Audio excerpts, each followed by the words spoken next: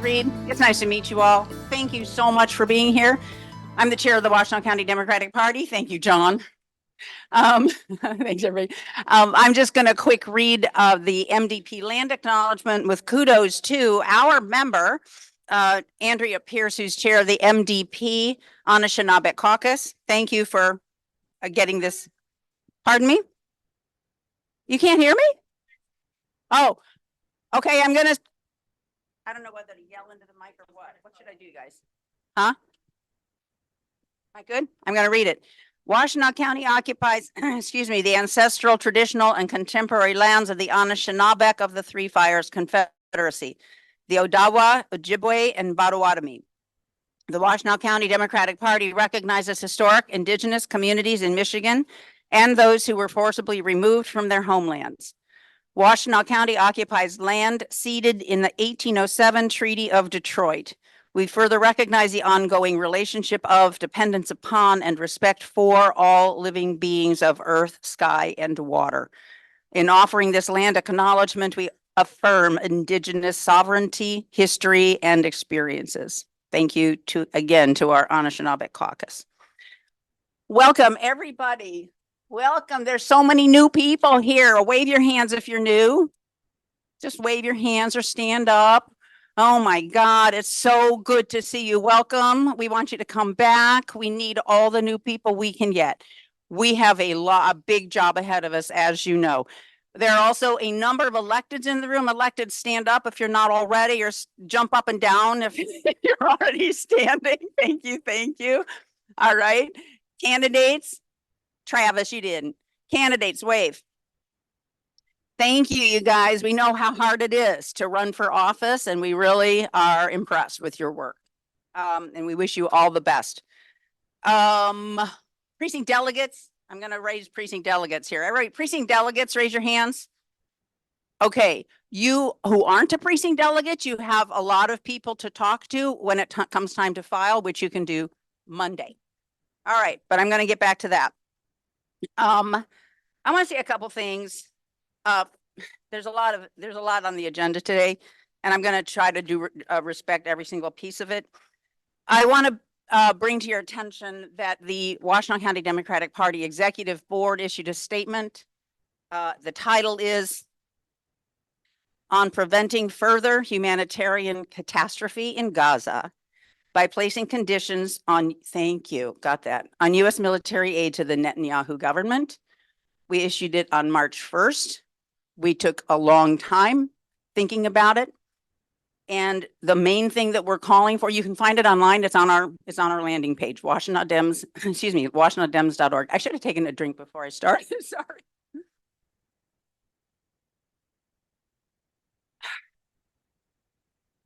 I don't think I have time to read this statement. But what we're doing with this statement is supporting our president and federal representatives, federal electeds, Senate, Congresswoman Dingell, who's on the line and is going to speak in a moment, in their determination to condition military aid on observance of humanitarian law in wartime. You can read the statement. Are you pulling it up, Jim? Can you do that? We've got the statement on our website landing page, washtenaw-dems.org. So please take a look. We sent it to the entire membership on March 1st, which is that yesterday? Yesterday. Yeah, it was yesterday. We feel very strongly about it, obviously. And thank everyone who's working to end this catastrophe. Okay, so I'm gonna turn to Congresswoman Dingell very quickly. Debbie, are you there? I am. Is she free? Okay, let's go. Can you hear me? Barely. Okay, I'll talk as loud as I can. Is that any better? That's better. That's better. Thanks. Okay, Theresa wants me to be short, so I'm not being short because the issues don't matter. It's because there's a full agenda. We, once again, for the 5th time, kicked the can down the road for a continuing resolution to next week and the week after. I continue to say it would be irresponsible to shut the government down, but we are still going to be facing some very big we are facing big, hard issues. Four of the bills will expire next weekend, and then St. Patrick's Day weekend, the rest of them will. And one of where Republicans are cutting money for things like school programs and food programs and UNRWA. And I'll brief you next month about what happens, but we've got some really, really, I mean, we have to keep the government open. We have to keep these fundings going, but Republicans are really playing games and cutting programs that matter. And on top of that, we continue to struggle with a supplemental funding bill. I am somebody that believes that we need to get money to Ukraine. I think they are fighting a democracy for all of us, and that Russia poses a real threat to us. But it's complicated. We know that the border issue is there. The president went to the border on Thursday, as did Donald Trump, said to Donald Trump, work with us. Donald Trump has told Republicans, don't do anything. He doesn't want to give a win to Democrats or to Biden, which I wasn't elected to get a win, even for you all as Democrats, or the Republicans aren't. I'm elected to get a win for the American people. So there's a lot of politics in that, but different versions of these bills have no humanitarian aid for Gaza, and I will not vote for any bill that does not have significant humanitarian aid. And we've been asked to vote for bill. We're being asked, would we sign discharge petitions? For bills. The funding of Israel is becoming very complicated. And if you get it, I'll leave it at that. I do believe that there are conditions that are, I'm going to let the White House talk about this because I've had some very blunt discussions with the White House, but I want to say to you all, supplemental funding is not simple either. Having said that, you see the statement that you all put out. This war is getting more complicated. I'll be very direct with you. I have been very direct with all of you. I have talked very directly with the President of the United States about what is happening and how people in this state are hurting. I'm someone that continues to recognize that what Hamas did was a terrorist act, and we want the hostages to come home. But we are now publicly acknowledging that more than 30,000 people have died. 12 to 14,000 of them are children. The situation in Rafah is, quite frankly, unacceptable. What happened on Friday with humanitarian aid being airlifted in, the president is going to do more. The shooting and killing of innocent people. The president told me on Friday, Debbie, I do not think things between Netanyahu and the United States are great. They're very tense discussions. I know they are working to get a temporary ceasefire. They want to have it by Monday, for sure by Ramadan, which must go into a permanent ceasefire. I know it's not simple, but too many people have died, period. Too many people have died. I'll leave that there. And I'm going to make my final comment because I got to make Theresa's 5 minutes. And they're very serious subjects we all need to be talking about. We'll do it more next month, and hopefully I'll be there in person. The 6th district had more votes than any district on Tuesday's primary, which, for the record, is also what happened in 2022. So since redistricting, I want everybody to know and recognize how important the 6th district is to the state and to this country, because how Michigan goes is going to be what happens in this country. We had more Biden votes and we had more uncommitted votes. We are going to make sure we have a strong district convention. Everybody's voices are heard, and we have to organize to turn out votes in November, because I fear the stake of democracy is at stake and what could happen. I'm working closely with Theresa and the rest of the leadership. We're going to have, you'll talk about the precinct delegates later, I think, Theresa. We're going to have a big meeting. Hey, all, I'm so proud to live in Washtenaw and to have for the 6th district. But I just want to say to everybody, we got a lot of work to do. And what happens in Michigan will impact what will happen to this country. So it's on the 6th district to make sure we turn out every single vote and understand and hear people who want to be listened to. Thanks, Theresa. I love everybody. Thanks, Debbie. Debbie, do you have time for one question? Yeah, it's your time frame. Okay. Any questions for Debbie? Got time? One. I'm Everybody's staying on paralyzed. today. Okay, yes. I do. What is the Democratic Party doing to register absentee voters? Is there a plan that is unified that all persons that are out canvassing can do? So how am I going to say this diplomatically? I know that there are plans in place. Look, I was Debbie Dingell the bitch, which Theresa happens to know this week, about saying we got to get our act together. We got to get ourselves organized on the ground. You want me to be blunt? Theresa knows this. I am blunt. The 6th district the only thing we had was us. The work we do, the phone banks we work on, the person to person. We had no surrogates. We had no ground plan. We had nothing.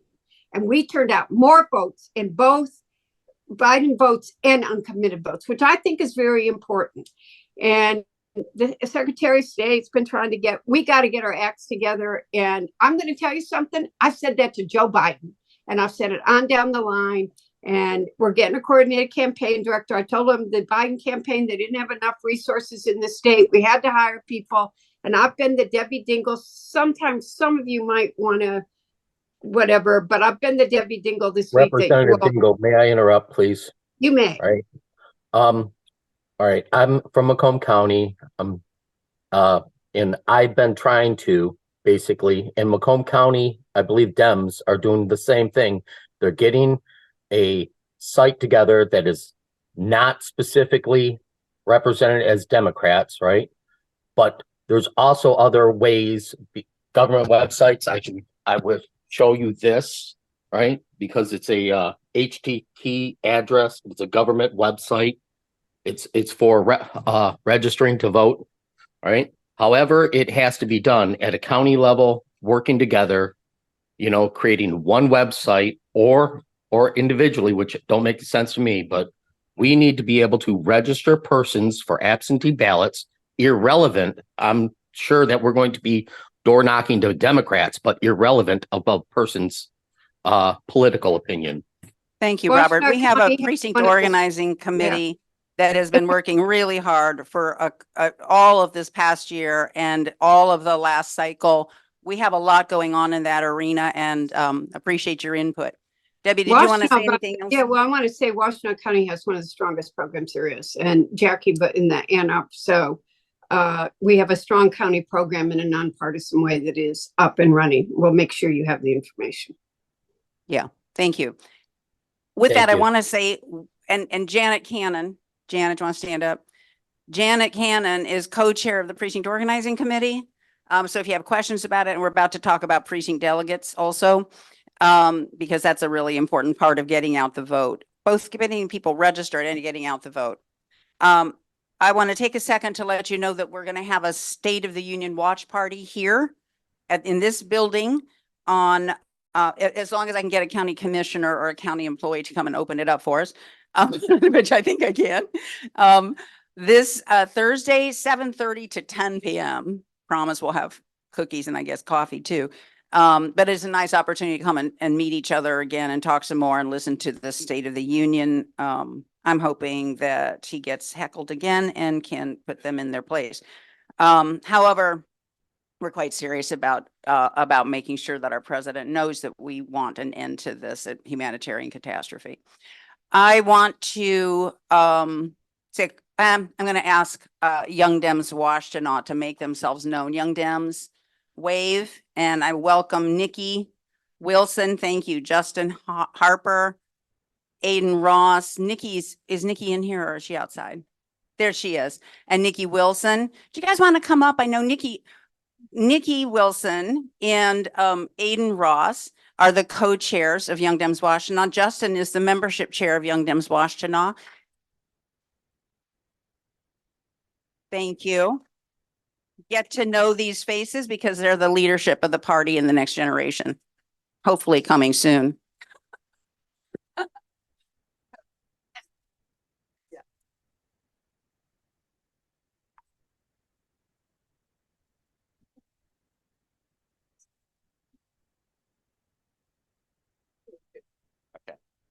Let's do this. All right, so bear with me. I'm going to commit a cardinal sin of giving a speech and then throw a bunch of statistics at you right at the start. So, U.S. Census Bureau reports that the population between the ages of 18 and 29 is about 17% as of 2021. An article by the Pew Research Center says that the percentage in that age group of Democratic leaning voters was 19% in the election of 2020.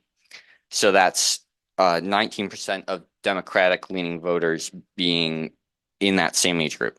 Another Pew article, 59% of the under 30 age group voted for Biden in the election of 2020.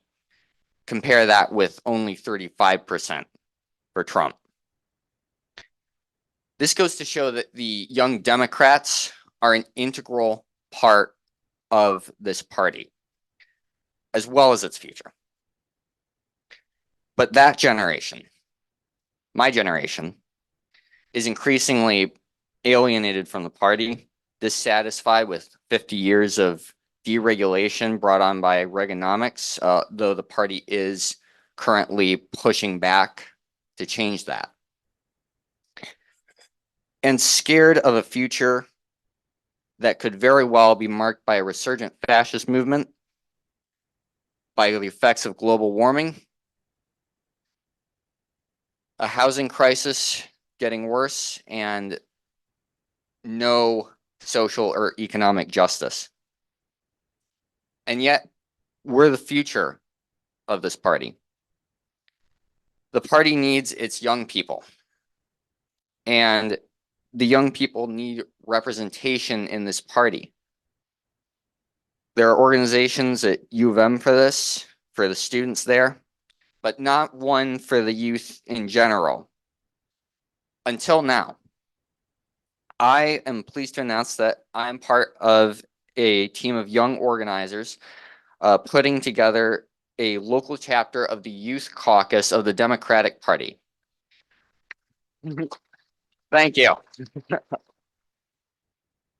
The Young Democrats of Washtenaw to launch this year. We are going to work to bring out the youth vote in this county. We are going to work to get young people elected to office, often for the first time in their lives. We're going to make sure that generations Millennial and Z have a voice here and all the things that they need to be the future of this party. We have the potential to be powerful, to really change things. And YDW will be there to sharpen our organizers, our politicians, our citizens, and our ideas. But for a strong start, we need organizers. So if you're between the ages of 16 and 36, pick up a flyer, scan the QR code, and join the YDW organizing team. And if you're not in that age group and know someone who is, badger them to join the organizing team. Because, in case anyone hasn't noticed yet, progress can't wait. Thank you.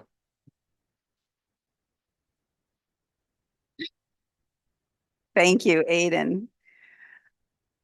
It's the future of the party. And as Debbie said, I don't need to repeat it, but this election will determine whether we have an American democracy going forward. So all support to YDW. In addition to putting people their way, any young people that you know their way, you can always put dollars their way. All right. Few more things. Next Saturday, April 6th, we'll have a sheriff candidate panel here. Same time, same place. May 4th, I'm not sure about the location because this space is being used, but we're going to that's the first meeting after the filing deadline for almost all offices. And we're going to really focus on getting organized and getting precinct delegates signed up and so forth. All right, getting your paperwork done. Let's see. I think that's it on that page. On May 19th via Zoom, we have a U.S. Senate candidate forum. All right, so we'll get that all in the newsletter and on the website as well. I'd like right now to call on a few electeds. Electeds, raise your hand. Hands, please, again, and step forward. I'm sorry, not electeds. I'm sorry, although I will want to call on you. Candidates, would you just step forward a second? And just in a sentence or two, what are you candidates for, Karine? I'm sorry, wait, Karine, I'm sorry, we should run the mic. Corrine Moore. I'm running for 15th District Court Judge here in the city of Ann Arbor. Thank you. Oh, Tom, you want to, no, you go ahead. yeah, Tom Brennan. I'm running for Superior Charter Township Trustee. Great. Over here, Alicia. Sorry. Hi, everybody. Alicia Dyer. I'm a Democratic candidate for Washtenaw County Sheriff. Thanks. Hi, my name is Aisha Burcell. I am a Democratic candidate for State Board of Education. Great. Okay, anyone else? I'll just go down the line here. Good morning, Kimberly Thomas. I'm running for the Michigan Supreme Court.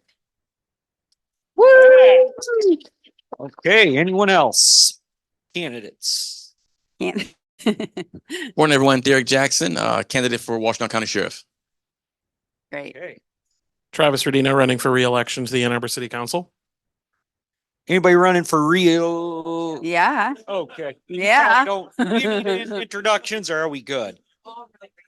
Okay. Yeah. Just no. Everybody, you say your name. Some people are new. Yeah. Ellie Sabat running for re-election for Washtenaw County Prosecutor. Annie Somerville running for re-election for County Commission District 6. Jason Morgan running for re-election for House District 23. Hey. All right. Can you believe some of these people have to run every I'm the 2 other years? Jason Macijewski, Washtenaw County Commission District 1. Great. Thank you. Anyone else? Yeah, Carrie. Rep Rheingans running for re-election to be Rep Rheingans again. And there's another one. I don't know if anybody else is around.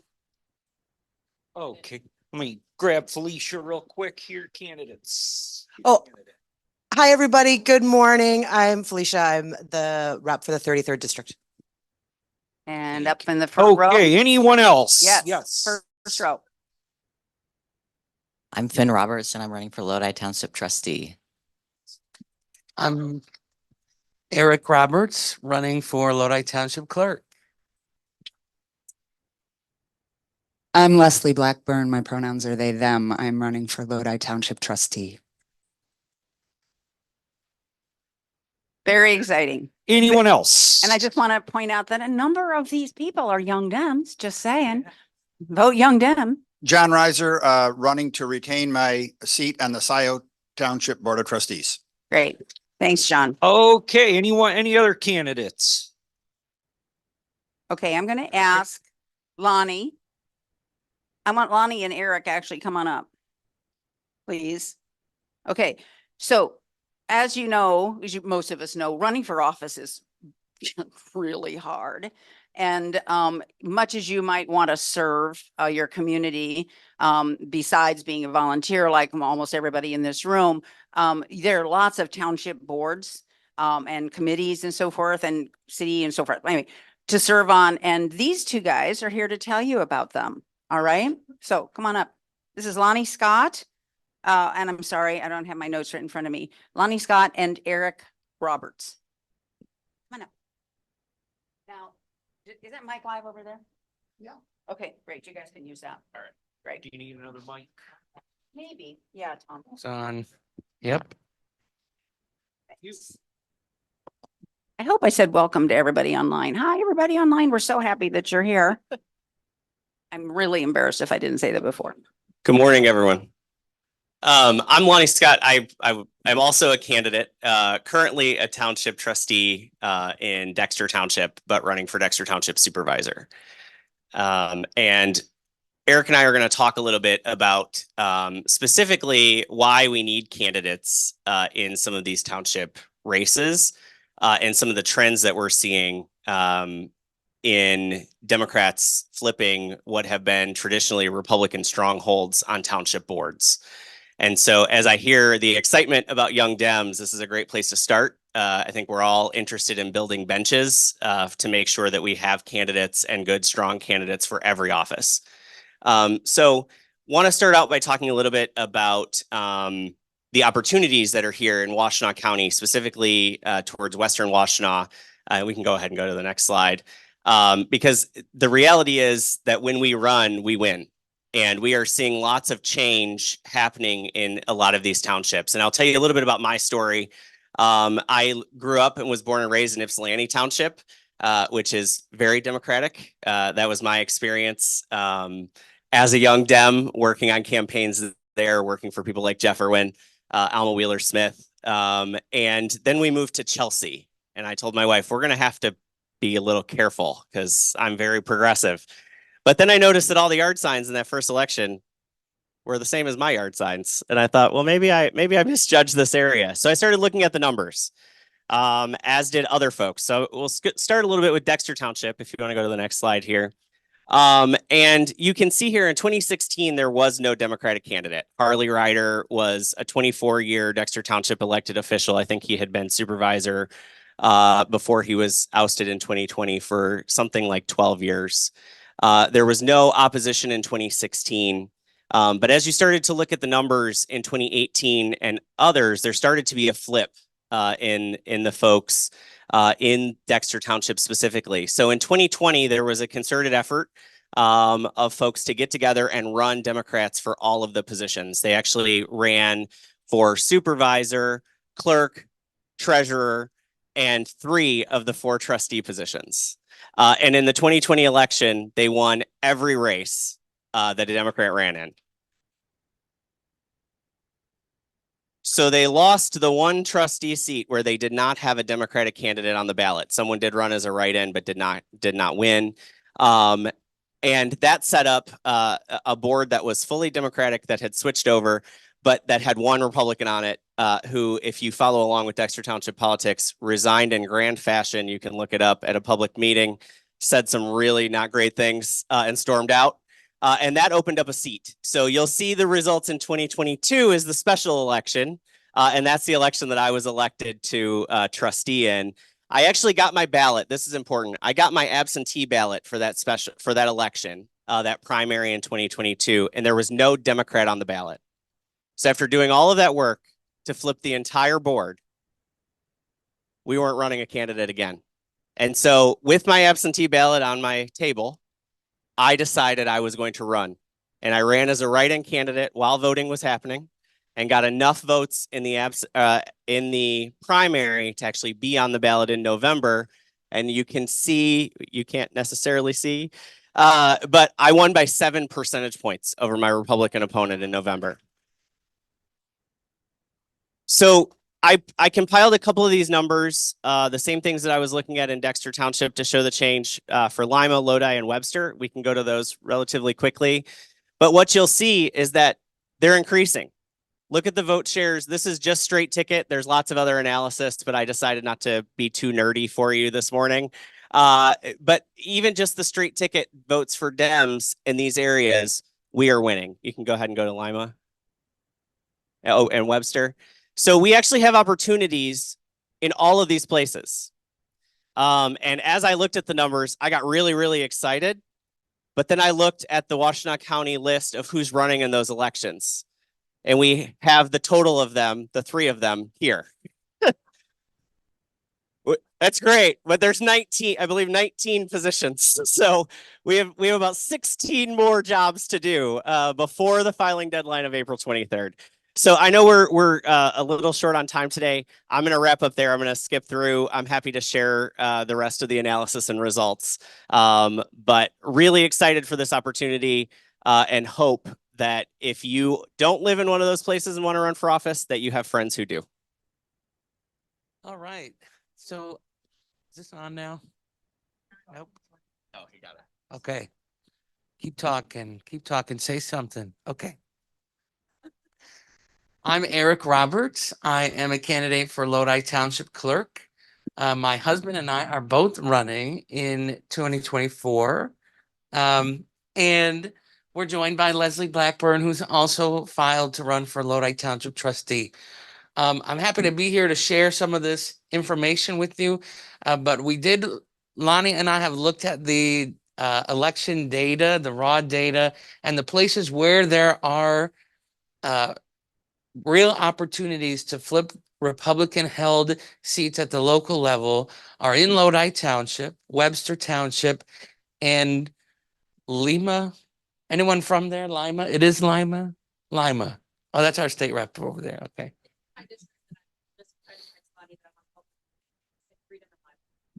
Okay, so Lima Township has 5 Republican members out of their 5. Lodi Township has 7 out of 7 are Republicans. Webster, there's 4 out of 7 because 3 Democrats ran in 2020 and they won. Each of these are between 54 and 56% Democratic using the county commission data. That's the closest comparable election turnout data because it's closest to where the township positions are on the ballot. And we'd like to recruit more folks. So if you live in any of those areas or know folks that live in those areas or are a candidate or elected official that happens to have some donor in that area, ask them if they would consider running for these positions. Township offices are all partisan and they're all on the presidential cycle. So we do have a real good shot at winning because you're a Democrat on the ballot, sticking up for the things that you believe in. And, we have a real opportunity to build the bench. I'm not sure about all of you that are running. I would love to be township clerk, that's great. And I might stay there forever, right?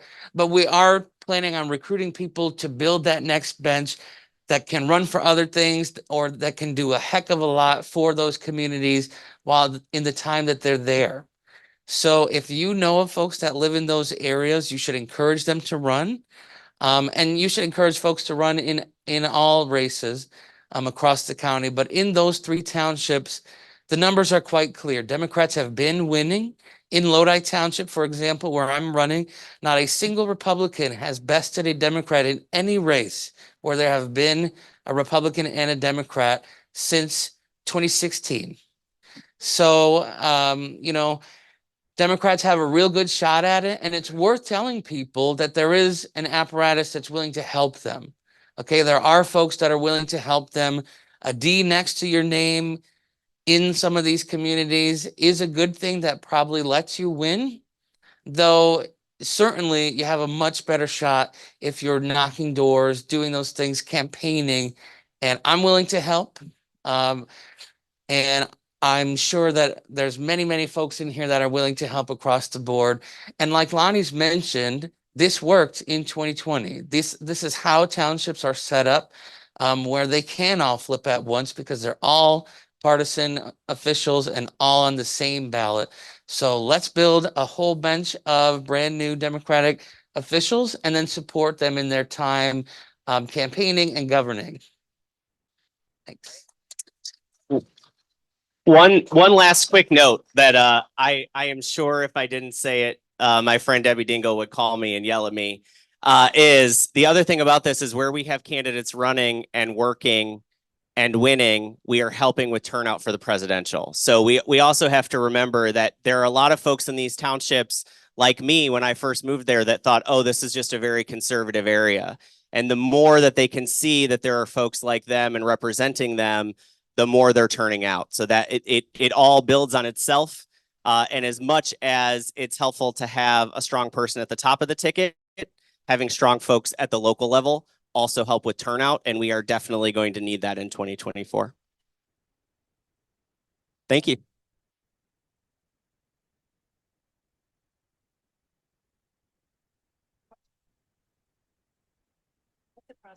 What's the process for getting on the ballot? Is it hard? So the other great thing about this, so I told you I grew up in Ypsilanti Township.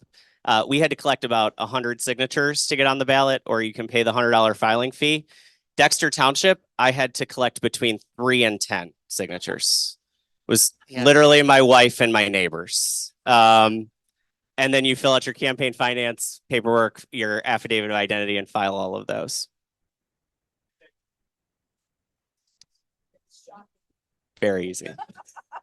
Senator Irwin has a question.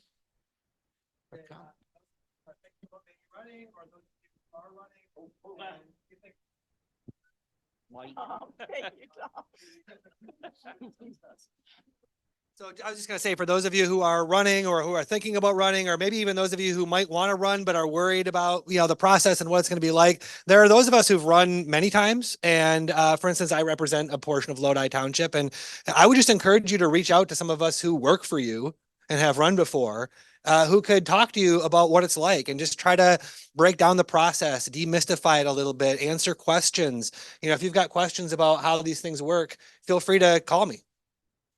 Great. Jeff Irwin, I'm your state senator. What's your name again? Yeah.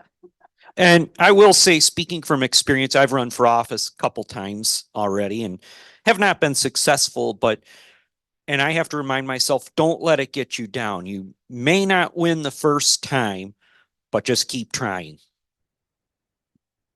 Great. Thank you so much. Yeah. Can you either of you speak to boards, commissions, other ways to serve, really impactful ways to serve where you don't have to run for office? Sure. So it's true, not everyone is going to want to be the elected official. Okay. It does take a specific type of person, and there's many of us here, but that's not for everybody, right? For a whole host of reasons. There's still plenty of opportunities to serve.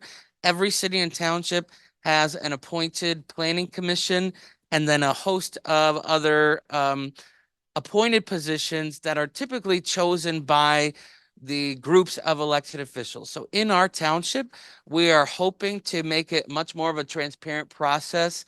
The current township board is not really interested in appointing folks that they don't already know, which is too bad. But with new opportunities or with new Democratic candidates comes those new opportunities to get involved. So planning commissions are a great way to be a part of local zoning regulations. Also, the county has about 24 or so appointed positions.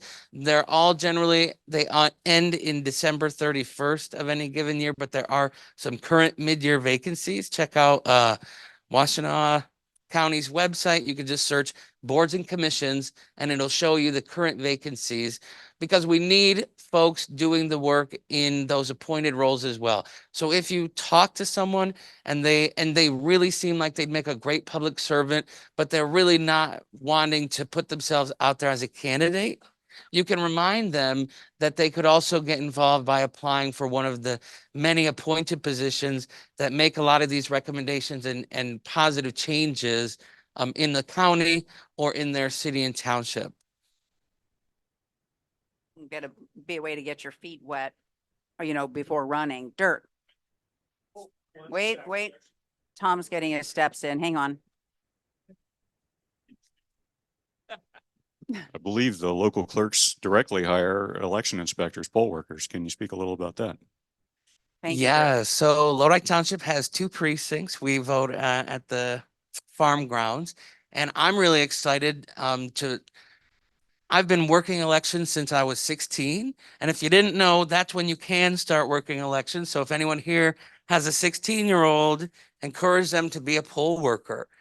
We need good election inspectors, and oftentimes election inspectors, they might not be or there might be an additional need of more folks to work the electronic poll book, right?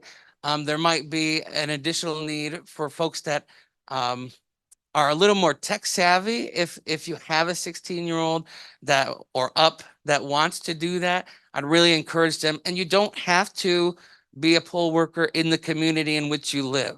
So if you live in a small community and you reach out and the clerk says, we're good, we've got our people lined up for this year, you can reach out to larger jurisdictions and say, I'd love to be a poll worker and go work in a jurisdiction that's next to you.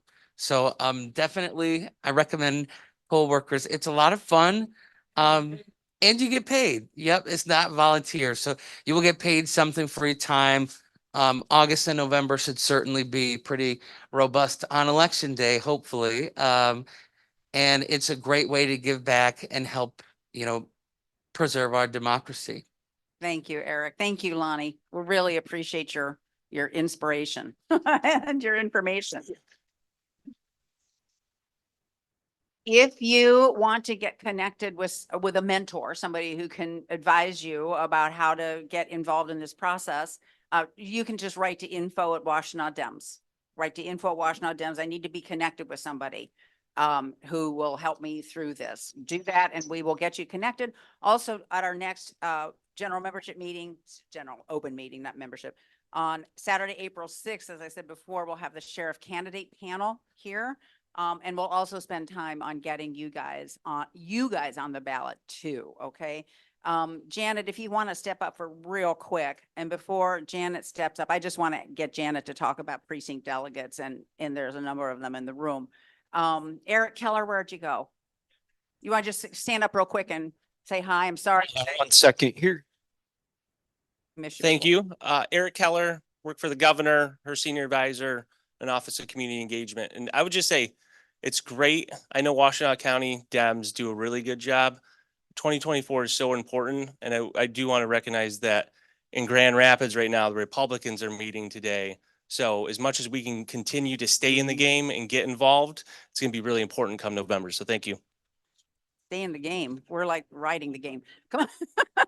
We're writing the rules. I just wanted to know, so precinct delegate time is coming up. The filing deadline for precinct delegate is April, what is it, May? It's May 7th, sorry. The filing deadline to be precinct delegate is May 7th. It's even easier than filing to be on a township board. We actually have some affidavits out there that you can take and go, but it's also very, very easy to find them online. Janet, do you want to speak for a second about why precinct delegates are important? Hey there. So we have the possibility of 3 to 4 generally precinct delegates in every precinct. Some of them are pretty full, some of them are completely empty. It's really important to have representation throughout because they're the people who are in the know, who can help the other 1,000 volunteers that we have to mobilize when we put out the voter guide. So we need a lot of people, and precinct delegates are really key to helping those people be organized and be in contact with their neighbors. For quite a while, we were really trying to focus on encouraging precinct delegates to be very local, support them in very local campaigns. It's pretty difficult for a lot of people. This year, we're basically going to ask that precinct delegates commit to a minimum of 15 hours of contribution work of some sort before the election. That can take many, many forms. We can talk about it. It can be bringing people together as a neighborhood gathering. It can be door to door. We really need people door to door, but we know not everybody can do that. So we're looking for all the ways that you can put in some time, keeping people informed and organized around you, and helping to channel the volunteers to get out the voter guide and get out the vote. Great. Thank you. Any questions? Oh, careful. God. All right. Okay. I'm going to invite the panel to come on up. Oh, I'm sorry. Yep. Bring it the mic. Oh, hey, Liz. Question. You know what I'm going to say. March 14th, the 6th District Committee is hosting an online meeting, a full informational panel on precinct delegates, what they are, what they do, and how to become one. Great. Thank you, Liz. Liz is Congresswoman Dingell's political director, right? Okay. Panel, come on up. Electeds. Anybody want to do an update? Jason, you want to do an update? Who wants to do an update? Come on up while the panel is forming. Yeah, sure. What's it? Okay. Thanks, Theresa. Okay, is this where? Okay. State Rep Jason Morgan. One quick update I did want to share because I think our community is particularly excited about this issue, and it's something I'm extremely passionate about. Representative Mike McFall from Oakland County and I have created the first ever public transit caucus in the legislature. We have 47 members between the House and the Senate who've joined us, including Senator Irwin here. this is something that is I think it's the first time we've ever created a public transit caucus. And the reason this is significant is it's the first time we've tried to coordinate building support for public transit in the legislature in a pretty direct way. So I just want to share that very quick update. We're just getting started, but as all of you know, public transit is always talked about, but to actually build significant support for funding and vision and planning, it takes a lot of effort. So we're just getting started. This is something really important, I think, to our community and to the entire state. So we're going to be working on that. Thanks. Thanks, Jason. Yeah, thank you for the opportunity. There's so much going on in Lansing right now because this is our first Democratic majority in 40 years. So there's a lot of exciting things happening. And I'm really excited to catch as much of this panel as I can because one of the top things we're talking about in Lansing is housing. And I'm really going to be working closely with Rep. Rheingans and the rest of the delegation because as you all know, affordable housing is a huge crisis here in Washtenaw County. I just want to give the very top line, which is that the governor said she wanted to put $1.4 billion into building 75,000 units over the next 3 years. So we're going to hear more about the detail around that. I don't want to go too into it because I talk too much, but that's really exciting. And that's just an example of what I think we need to be telling the voters, which is that when you put Democrats in charge, they talk about serious things that matter to people, housing, education. And the other thing I wanted to mention is that I'm working very closely with Rep. Morgan on trying to pass a new polluter pay law. As many people here in this room know, we have weak environmental cleanup laws in Michigan. And what we want to do is we want to increase the quality of those cleanups to protect people's health and to protect the taxpayers' dollars. And we want to increase transparency around these cleanups so that the public has more information about what's going on in their neighborhood or in their community. So lots to talk about what's happening in Lansing, but those are just a couple big ones. Thanks. Great. Thank you, Jeff. We'll have more time with our legislators at the April meeting. I'm really pleased to introduce Zack Farah, who is the chair of the Ann Arbor Renters Commission and the chair of this panel. Zack is a recent-ish U of M graduate who's heading to medical school this summer, right? So welcome. Thank you, Zack. Zack's in charge. Okay, well, thank you. It's a pleasure to be here today. I'm really impressed by how many people came out today. That's wonderful. As Theresa said, my name is Zachariah Farah. You can call me Zach. And I am the chair of the Ann Arbor Renters Commission. I'm, of course, a renter in the city of Ann Arbor. And what we do in the commission, which, by the way, that's one of those commission seats that was mentioned earlier that you can apply for. We have open seats currently. And if you're not interested in running for office, but you still want to get involved, that's a great way to do it. And so what the commission does is it advises the Ann Arbor City Council on policies that affect renters. And we've advocated in the past for the tenant's right to renew. That's a recent ordinance that was passed in Ann Arbor. So now all tenants have to receive a renewal offer from their landlord. Before that was not the case. And that has ended a lot of arbitrary non-renewals. And we do many other things. But recently, I've been involved in an effort to rebuild the Ann Arbor Tenants Union, which we'll talk about. And before we introduce all the other panelists, I want to mention that we do have tenants' rights booklets on the table near the entrance. Thank you, Representative Morgan, for providing those. Let's give them a round of applause for always looking out for tenants. And if you know any students, we also have some student legal services handouts. Students have free lawyers that are waiting for them if they're at the University of Michigan. They can help with landlord issues. So let's go down the panel, and I'd like for everyone to introduce themselves and maybe say something that you're excited to talk about. Thank you. So I'm State Rep Carrie Rheingans. I am a renter in Western Ann Arbor. I am stuck in what is called, well, what I call the millennial trifecta of suck, which includes high housing costs, high daycare costs for my child, and student loans. So today's, early 40s is not the same as it was for some of you who've already passed your early 40s. So just, I'm happy to talk about those three things because they tie together. And I'm in my first term, I represent Western Washtenaw and Southeast Jackson County.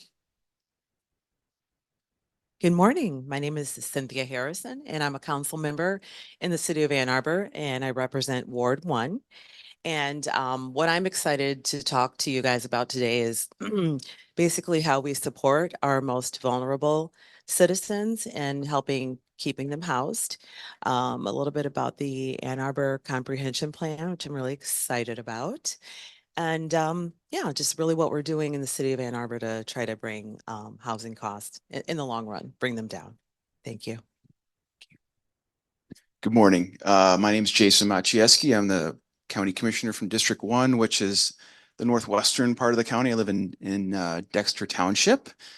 I was quite excited to hear Lonnie and Eric talk about the elections out there. But I'm really interested to talk this morning about the housing issues in Western Washtenaw County and relay some of the stories and experiences of people that are having there, and including my son, who's a recent college graduate and an engineer and can't afford to live in the county because he can't find a place to rent. So I thank you for the invitation to be on the panel this morning. Hi, I'm Justin Yuan. I'm a renter at McKinley. I actually rent at Glencoe right next door. I'm building a tenant association, the McKinley Tenants Association, with my fellow renters across McKinley. We have members in Glencoe, Traver Crossing, Villas, and actually active participants from every property. And we're a part of the nascent, revived Ann Arbor Tenant Union that Zachariah mentioned, of which I'm also a part. I'm co-chair of the Huron Valley Democratic Socialists of America, and I work as a union organizer with the Huron Valley Area Labor Federation. I'm very excited to talk about how we build tenant power, how we build unions at home, bring democracy to where we live, just like unions bring democracy to our workplaces. And you can learn more about that at AETU's Tenant Town Hall on March 3rd, 2 to 4 at the ICC Education Center.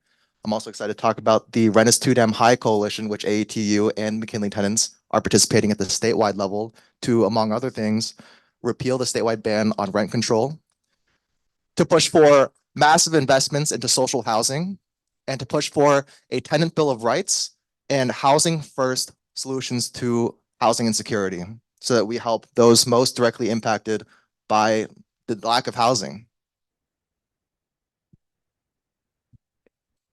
Can everyone hear me? Great.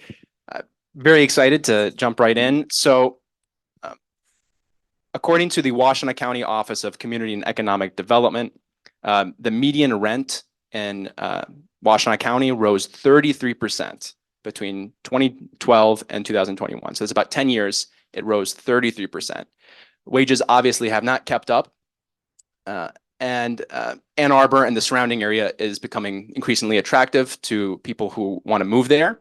So the population is increasing. The university is also expanding, bringing more and more people. And a lot of people my age, especially coming out of college or out of high school, I feel that they no longer believe that they will ever be able to buy a home. And at the same time, they're stuck in as renters, and the rent is going up. So the more affordable option, supposedly renting in the short term, is becoming increasingly unaffordable. So my question to everyone, whoever wants to answer this can, it's a very simple question. Why is the rent so damn high? Housing is a market, and the market allows it. Well, a shortage of housing, supply and demand, and really like Zachariah said, the area is very appealing, and we have more and more folks moving in. So, Yeah, certainly we have a community here in Ann Arbor and Ypsilanti, Washtenaw County that is highly desirable for people to live in. And that high demand is creating the higher rents. We've got major employers in the university, in health systems, in the tech industry that are bringing very highly compensated professionals into the market, which makes it very difficult, bringing issues of gentrification, pushing people out that have historically been here. So those market forces are really the main reason, I think, why rents are so high. And hopefully we're going to hear some accounts about how we can deal with that, though.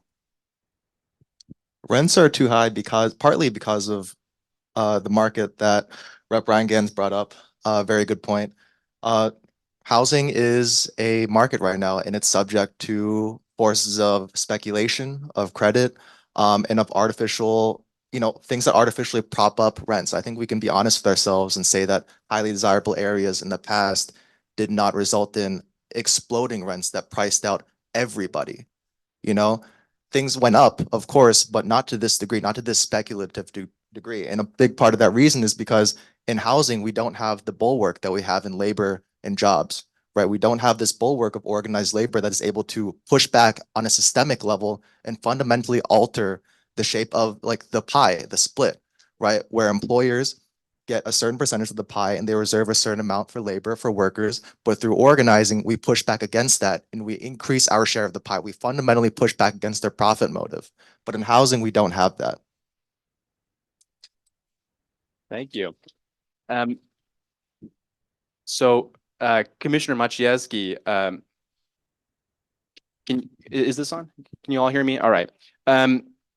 Frequently when we talk about the housing crisis, we focus on the urban areas, in Washtenaw County, we talk about Ann Arbor, we talk about Ypsilanti. Now you represent areas in the west side of the county around Dexter and Chelsea. How is this crisis playing out in more rural areas of the county?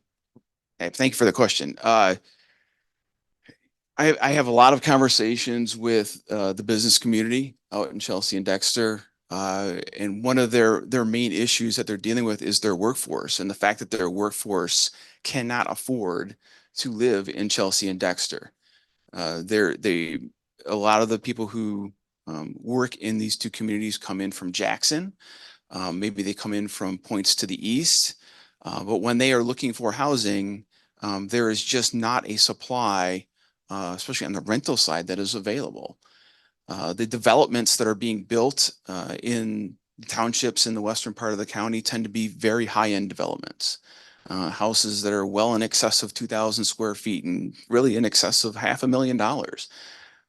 So when you talk to the leaders in the school districts and they're hiring new teachers to come work in these communities, they are struggling to recruit them because these teachers cannot afford to live in the communities that they teach in or even near the communities that they teach in. So that is a really big issue right now and it leads to other issues. It leads to transportation issues of how are people getting to these jobs from these other points? Can they get to these places? So those are some of the dynamics that are playing out even in the more rural parts of the county. How do you feel? How do you feel about the discourse around the crisis out in the western half of part of the county? Do you think that there's enough attention to the more rural areas as opposed to urban, or do you think there's not enough discussion about the problem? Oh, I certainly think that there is discussion amongst some of the local leaders in Western Washtenaw County. Many of these issues gets back to zoning, gets back to what they're allowing, acre size per parcel. And unfortunately, as we heard earlier, many of the townships are still controlled by Republicans who are not interested in policies that would increase density of housing and increase access and opportunity and cost. But I think there are those conversations happening. I know Mayor Pacheco in Chelsea is very active in the Western Washtenaw Advisory Group, along with Zack from the city of Dexter, in talking about housing. It's one of the main things that they're talking about. And hopefully working together on a regional basis to come up with some solutions as well. Thank you. Now over to Justin. You mentioned that you're a labor organizer. Actually, recently, before I ask you my question here, you had a victory, right, with the Sweetwater's coffee baristas. So I think that's extremely exciting. So can we give him a round of applause for his work on that? It's wonderful. And my question is exactly about those kinds of workers. When we talk about the housing crisis, it feels sort of inanimate, housing as opposed to the people who live in the housing. We often forget about working people. So what are working people talking about when it comes to this crisis? How are they dealing with this big problem? Yeah, so in organized labor, we have, as you all might know, a number of overlapping protections, things that facilitate the workplace as a site of struggle for us, right? We have the ability to collectively bargain, to concerted activity, to discuss our wages together, right? To file for union election, all these things. And it may not be perfect, but there is some semblance of protection, some semblance of allowing us to do this, or at the very least, employers recognize the chaos that they would unleash if they broke that treaty, if they broke that labor peace. In housing, it really is, as I said before, a free-for-all. And it's why housing issues are increasingly coming up on the agenda for unions and union adjacent organizations. Housing is a huge issue that increasingly is being directed by the very employers that we're fighting for, whether through political alliances with local area apartment associations, through just direct relations, like, you know, Ron Weiser, I think we all know that name, on the board of regents, also co-founder, co-owner of McKinley Properties. You know, there's a reason that we always, in McKinley Tenants, we have already started to link up with LEO, GEO, the lecturers and graduates union respectively, as well as other unions in speaking at regents meetings, right? Because our alliance, our interests are so closely intertwined when it comes to challenging capital in this sphere. I think a lot of workers, there's no surprise that GEO and other labor allies on campus, on and around campus, were instrumental in passing the early leasing ordinance in Ann Arbor, right? And starting to get this dialogue about housing rights started. And it's a particular interest to McKinley tenants, to me and my neighbors, because we live in workforce housing, right? When people can't afford to live in McKinley properties, there's not really anywhere else you can go, at least not anywhere that you can live with any more dignity, any more health and safety, right? Or it's basically McKinley or moving out an extra 20 minutes, moving out an extra 30 minutes, enduring squalor, right? And it's not like McKinley's already offering us any luxury, right? And so I think the important question to ask here is one of power, right? We can talk all about the need for affordability. We can talk all about the need for these abstract things that we know we need, but the real essence of the matter is, how do we get there, right? How have other countries gotten there? How have other movements actually successfully pushed for rent to be lowered, for rent to be controlled? And it's through these large-scale alliances of labor and tenants, of people as workers and tenants, and bringing democracy and power and organizing, not just in the workplace, but bringing it home too, in our apartments, in our neighborhoods. Thank you, Justin, and thank you for making those connections. Ron Weiser is unfortunately a very familiar name to me. And as you were explaining the problems at McKinley, for example, Representative Rheingans leaned into my ear and said, well, CMB too. So I want to ask you about what's been going on with your rental situation, because you are one of the few state legislators who's also a tenant. Yes, so I want to preface this by saying I want to make sure I'm not speaking ill of my landlord, because I am avoiding any sort of slander lawsuit. So just, you know, if you are hoping for fireworks, I don't want to get sued for fireworks. So I am grateful to have lived in the city of Ann Arbor since I started college in the year 2000. But since 2012, I have lived in a property owned by or managed by CMB, the management company. And I guess over time, I've really gotten to know my neighbors. I live in a townhouse complex. It's great. We have a lot of families there, and there's often, like on these unexpected snow days, it's nice to have people where like a pod of kids can shift every couple hours to the neighbors' houses, because, you know, everybody can get like 6 hours of work done, but the 2 hours that you got all the kids, you know, it's been really great. So it is really nice to have community. I did recently get invited to renew my lease for a $500 a month increase. So that was going from a $1,500 a month lease to a $2,000 a month lease in 1 year. So when I first moved in, my rent was about $850 in 2012.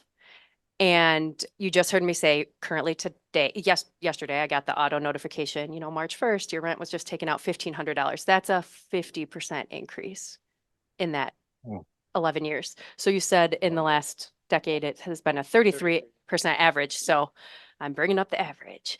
But when I posted about this online, a colleague of mine who serves on the Jackson City Council texted me and said, your rent increase alone is more than my mortgage. So a person who owns a home in the city of Jackson has a lower mortgage than just my rent increase. So this is the proportionality of the markets here, right? I want to stay in Ann Arbor. My kid goes to school literally like in our backyard at the elementary school. We love our neighbors. We can do the snow day shuffle together. I don't want to move, but where can I go that I can afford this? Because I ain't getting we don't get raises the same way most normal workers do in the state legislature. We have to vote for our own raises, which is a politically difficult thing to do. And so I don't see a raise in my future. And my husband is a social work therapist, notoriously not high paid profession. So, as an individual renter, what are we supposed to do? I also am, aware that I'm an elected official. I do have a platform where if I post on Facebook that my rent went up by, this large increase, a reporter will text me. And that did happen. And I continue to speak out about this and work with my colleagues. I know Rep. Wilson isn't here today, but he and I have talked a lot about things that we can do in state law and with state appropriations. And I'm happy to talk more about that as the time allows during this panel. And I know that Rep. Devendorf from the Lansing area has been very active with the Rent is Too Damn High Coalition and establishing a Renter's Bill of Rights. And I've been very grateful to work with them. And I think there is a lot that we can do at the state level, but this is a multi-government issue. This is a multi-level government issue. It's not just the state level. It's not just the city level. And I'm so grateful to have colleagues here that I can work with. So that's some of the intro I would say about that. Thank you. I think we're going to have a shift in focus here, but I just want to say I think that part of the reason that renters issues haven't been at in the forefront in the conversations amongst legislators is because they're frequently not renters themselves. And you're an exception to that. So I do appreciate you representing the renter's perspective. We don't have any renters on city council either. So I'm grateful that we have a renters commission. Yeah. So now I want to shift focus. We've just talked a lot about the problem, the housing crisis that we're experiencing right now. And now I want to talk about the solutions. So I want to go through the different levels of government. We here have 3 levels of government represented: city, county, and state. And let's go through and I just want to ask you all, what are you doing to address the crisis? So let's start with Councilmember Harrison. At the city level, what are you and your colleagues doing to address the housing crisis? Thank you for the question. What we're doing at the city level is we are trying to increase housing. We recently, let's see, I've got my notes. We've just purchased the dental center it's off of Ashley Street to basically turn that into affordable housing. And let's see, we sold it to the Ann Arbor Housing Commission for $1. So we just approved that, I think, at the last council meeting. So that is going to provide up to 65 units of affordable housing. And, it'll take a couple years, of course, but that's one of our properties. Many of you may know about the Catherine Street development. So we approved on January 11th to break ground in the spring. So that's really exciting. That's in our historically Black community. And can I switch gears a little bit, actually? I want to talk a little bit about, first of all, some of us mentioned our housing situations. I actually am a homeowner in the city of Ann Arbor. And as the only Black individual up here, I want to talk about something in reference to Ann Arbor. I'm very fortunate, actually, that I am a homeowner. I was born and raised in the city of Ann Arbor and oddly never left, which sadly, though, for someone that looks like me, I'm a little bit of an anomaly. So I want to kind of talk about something that we don't talk about enough. And in the city of Ann Arbor, what we're dealing with and what we've dealt with for generations is the gentrification of the city of Ann Arbor and how we have essentially pushed out people that look like me. When I am in spaces in the city of Ann Arbor, I'm often, in not inclusive spaces, often, when I eat at the restaurants, when I'm, you know, you know, going somewhere for entertainment.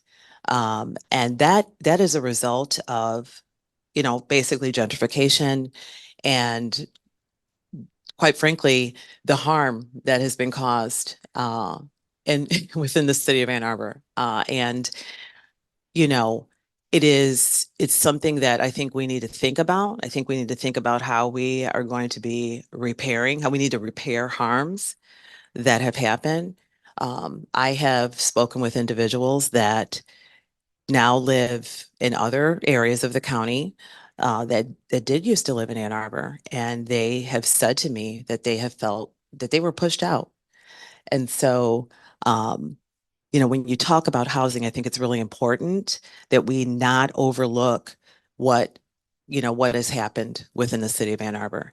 And it is something that it is partly the reason that I ran. I know that I only have a limited amount of time, but it's something that I intend to do. I mean, I intend to work on and do something about. I want to talk a little bit about our most vulnerable the most vulnerable members of our community. I don't feel like we talk about this enough. And these are individuals who have been impacted by the criminal legal system. And, these individuals are our most vulnerable members of our community. And if we are not supporting those that are impacted by our criminal legal system, they are going to find themselves, which let's reference housing. If these individuals are not in safe housing spaces, or they're not able to, coexist within the community and support their families, they're going to find themselves in the situation that landed them in the criminal legal system in the first place. So I think this is something we really need to talk about a little bit more, a lot more, quite frankly.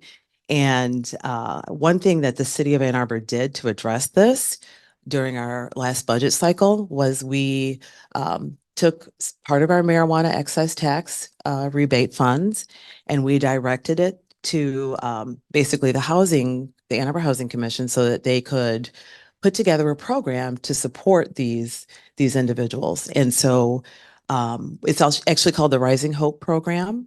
And I'm talking about it a lot because time flies, and we are, I think, coming towards the end of the program. It was because the funds come from our marijuana excise tax rebate. They're limited, and it doesn't repeat each year unless we refund this. But it was $400,000 that we basically gave to the Ann Arbor Housing Commission to create trauma-informed case management so that we can help these individuals stay housed.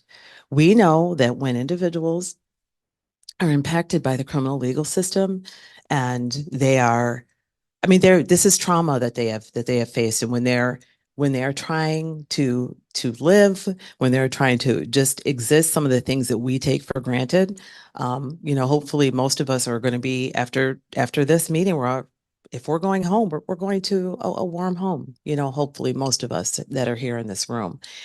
And, when individuals are not able to, have safe housing, it's going to be a real problem. And so the Rising Hope program provides trauma-informed case management to these individuals to help them stay housed within the community, wherever it is that they're living, where they're renting, whether they're, renting from family or they're renting in an apartment.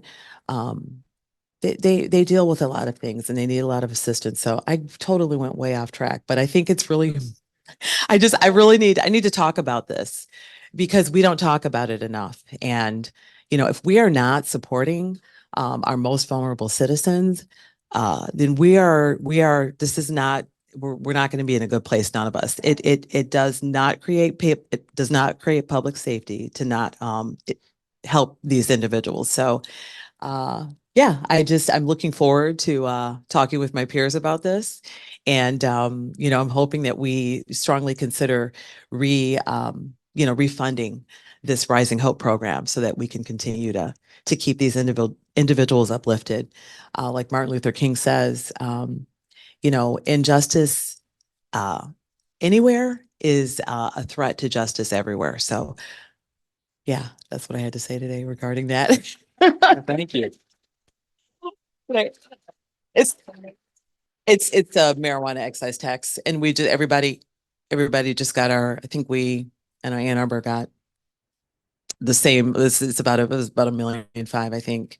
So last year the funds came from the marijuana excise tax, and we know that every year that we don't know really what we're going to get, so we got roughly the same amount. But I spoke with Jennifer Hall yesterday, and she's really pleased with the program. It has helped.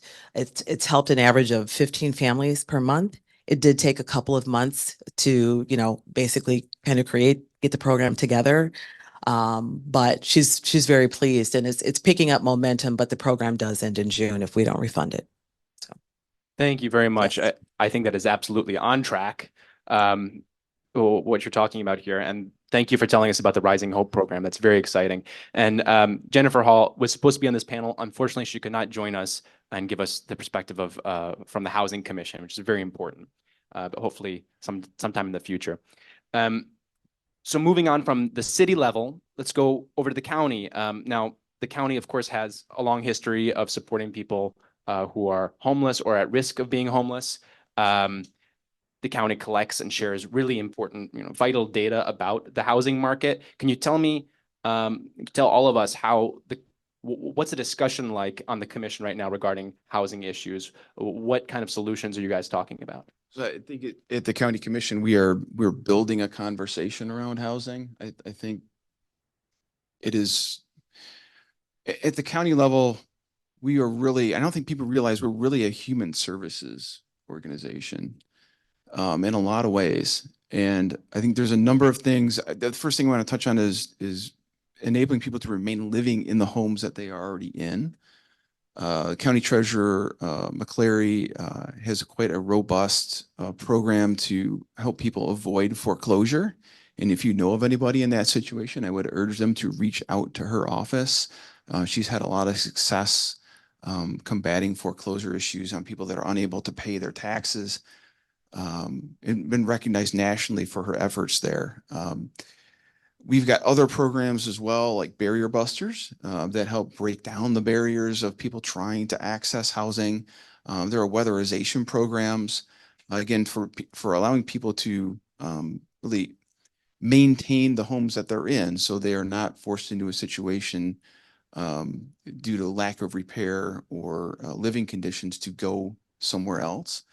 I think we hear every meeting at the county commission right now, I think for the last year and a half, from the unhoused community.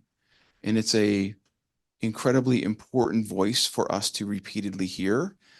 The county has invested significantly in recent years to provide winter sheltering at hoteling locations in the county, but these are not long-term solutions. These are really short-term fixes.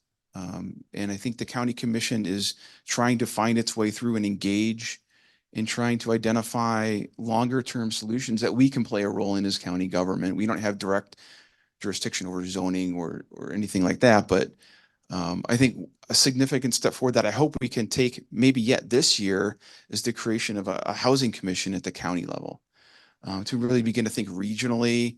And as kind of you're laying out this question across levels of government, maybe we can work across levels of government through a housing commission, work with townships and cities on these issues and play a bigger role than I think county government have been thought of in the past on issues of housing.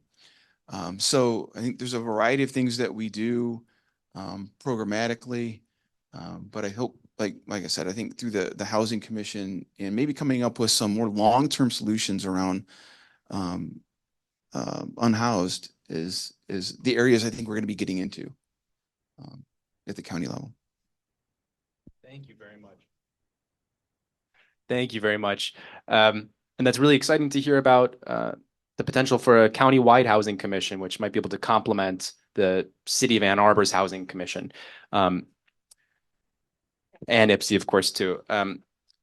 So we've now talked about the city level, the county level. I want to talk about what's going on over in Lansing. Representative Rheingans, you've introduced and supported a number of housing-related bills. I'd like for you to talk about them, please. Sure. Thank you very much. So I have introduced one bill that would repeal the preemption right now on individual municipalities being able to establish rent stabilization policies. I worked with Rep. Wilson on that. We both wanted to introduce that bill. And so this term I'm introducing it. And this is a key component of the work that the Rent is Too Damn High Coalition is pushing, along with a Renter's Bill of Rights that, or, you know, list of rights that would be afforded through multiple bills that Rep. Devendorf is working on from the Lansing area. And I have co-sponsored many of those bills. I've also sponsored a bill with Rep. Devendorf that would require disclosure to tenants of specific legal protections that we have as tenants. And so we're working on getting a hearing for that bill in the House Housing Committee. So this term, when Democrats came into majority in the state House and the state Senate, there was a ton of talk about housing across the state. And I think folks are probably aware of the Growing Michigan Together Council that also brought up housing as a key issue that is causing our state not to grow as quickly and as robustly as other states. And so in the House of Representatives, we did create a subcommittee of housing. It's part of our Economic Development Committee.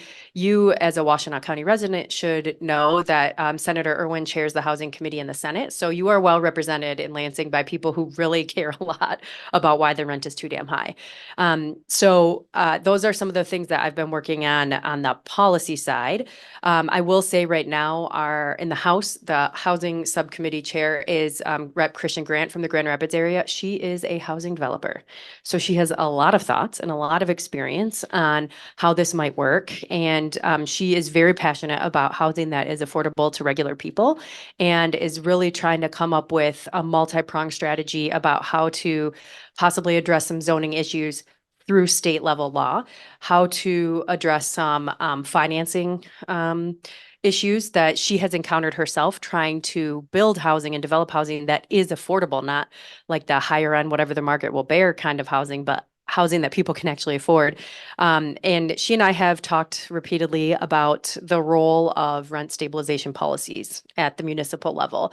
I personally don't think this is the only thing that will solve our housing crisis. It is, in my opinion, something that could help individuals who are currently living right now and not sure if they can afford their $500 a month rent increase at their next lease cycle.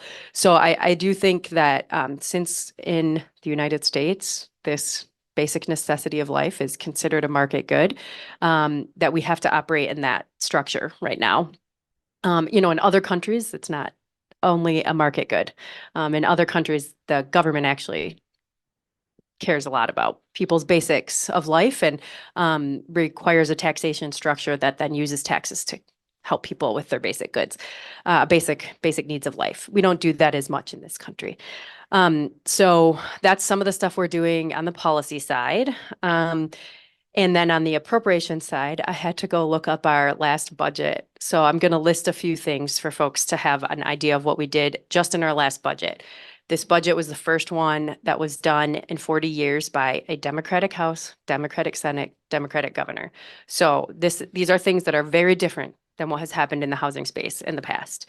You already heard Senator Irwin talk about the next budget proposal from the governor, but in the last budget, we put $150 million in for one time for affordable housing. So these funds would go to different municipalities for specifically the federal definition of affordable housing. You know, English is weird, but there is a federal definition of what is affordable housing versus what is housing that people can afford. There are allocations that from our state's corporate income tax, the first $50 million over a certain amount, the first $50 million will perpetually go into a Affordable Housing Fund. This does not sunset. It has never been created before. And so this is something to be really excited about because every year going forward, there will be at least $50 million going into this Affordable Housing Fund. And there's some money that was allocated for what we're calling the Missing Middle Gap program that will be administered through our state's Housing Development Authority to help with folks that aren't under the technical category of affordable housing, but for folks above that level. There was $10 million going into Habitat for Humanity to help them rehab houses for folks. So that's a sliver of how to help address the housing crisis. There's money that went into a housing readiness incentive grant program that will help local municipalities to transfer or translate, hotels or schools into housing. So that is something that exists now. We also authorized additional staff for the Michigan State Housing Development Authority to develop and administer these programs, 20 additional staff members. So that's like a lot of people who can help make sure these things keep flowing. $2 million went to the State Land Bank Authority, and there's, in the last budget, there were specific things that went to different municipalities, including Senator Irwin helped secure some funding for the City of Ann Arbor's Housing Commission as well. So there's a lot that we're trying to do, and it's going to take a little bit here, a little bit there, a little policy, a little money.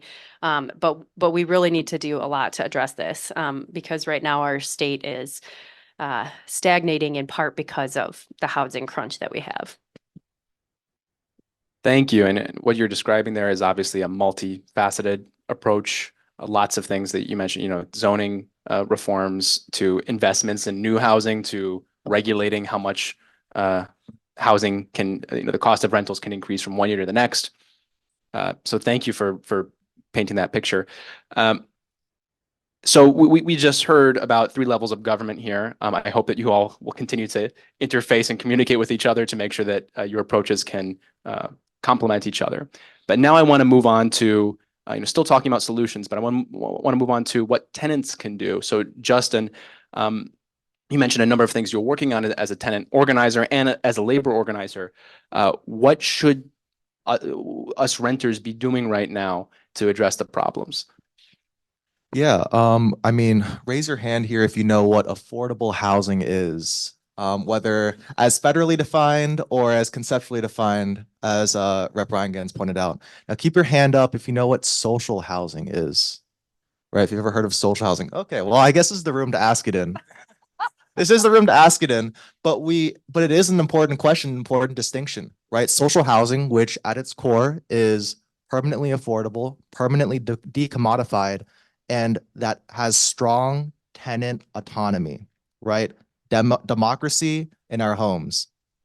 When I think about housing, and we just heard from 3 levels of government, but if you listen closely to what these people beside me said, which no disrespect to you all, of course, it all was along the lines of charity, nonprofit work, right? Filling in holes created by a fundamentally unjust, greedy system. And the problem that we see in housing is kind of similar to what we see across society, right? You can plug holes all you want. You can use these piecemeal webs of charity all you want. The problem is that you're not addressing these systemic ills. And while we absolutely should provide these aids and these tools for the most severely impacted among us, right? For people who need direct assistance right now, we absolutely should have mechanisms to help them. But the reality is we need to be looking broader, right? What has fundamentally changed and erased injustices of the past? What made auto work? What made being an auto worker a viable profession to go into, right? What made it so that if you were an auto worker at the big 3, you could afford a house, a quality education for your children, and a solid quality of life for your family and even generations afterwards, right? It was struggle. It was struggle in the workplace, and it was organizing together, having conversations together, having thousands of conversations across multiple work sites, across the country, across industry, to create a movement and organizations of working class power that could fundamentally challenge the unjust system we live in. And what we need for housing is precisely that, right? We need tools to protect the most marginalized among us, of course, but we need more and more urgently to build organizations that can mobilize the most marginalized alongside the less marginalized, alongside the perhaps only minorly marginalized by housing instability, right? We need to come together as a large, unstoppable movement to fundamentally challenge capital, to challenge the people who own the buildings, the homes that we live in, right? We need to fundamentally alter the conversation to be not just, you know, we'll give you some money, we'll give you some tax breaks, we'll subsidize you, we'll get on our knees and beg you to build affordable housing. But, you know, a fox building hen houses is never going to work, right? It's never going to work unless you build public authorities, you take public options to directly circumvent the greed and the injustice of private housing entities, and just build it ourselves. We have to be building it ourselves, and we have to be building ourselves. And the only way to build ourselves is as part of a larger movement of tenant organizing. We need to be having millions of conversations, neighbor to neighbor, tenant to tenant, across the country, in Ann Arbor, Washtenaw, Michigan, across the country, to build these organizations. I really see it as very, very similar to labor organizing, right? I think something that I came into housing kind of not expecting was just how similar it is, these conversations are, because whether you're organizing the workplace for a union and you're trying to get higher wages, trying to get dignity, trying to get respect from your boss, we're fighting very much the same fights here in housing. We're trying to get we're trying to not just lower the rate of increase of our rents. We're trying to lower our rents, right? We're not just trying to get some pathetic guarantee of like a half decent quality of life. We need full quality of life. We need regular inspections. Mold isn't something that's good in moderation, right? Lead isn't good in moderation. We need that stuff replaced. We need it fixed. We need it repaired. We need to live in dignity, and we need to get some basic respect from our landlords, right? A lot of this is about, we throw around a lot of numbers, we throw around a lot of statistics, but a big factor this comes down to, landlords have it too easy. There's no one to check their power. Even Democrats, just tax breaks are basically a no-brainer for most Democrats across the country. Again, no offense to my fellow panelists. We need to change that. We need to get some respect from landlords. We need to put some fear in their hearts, to put it bluntly.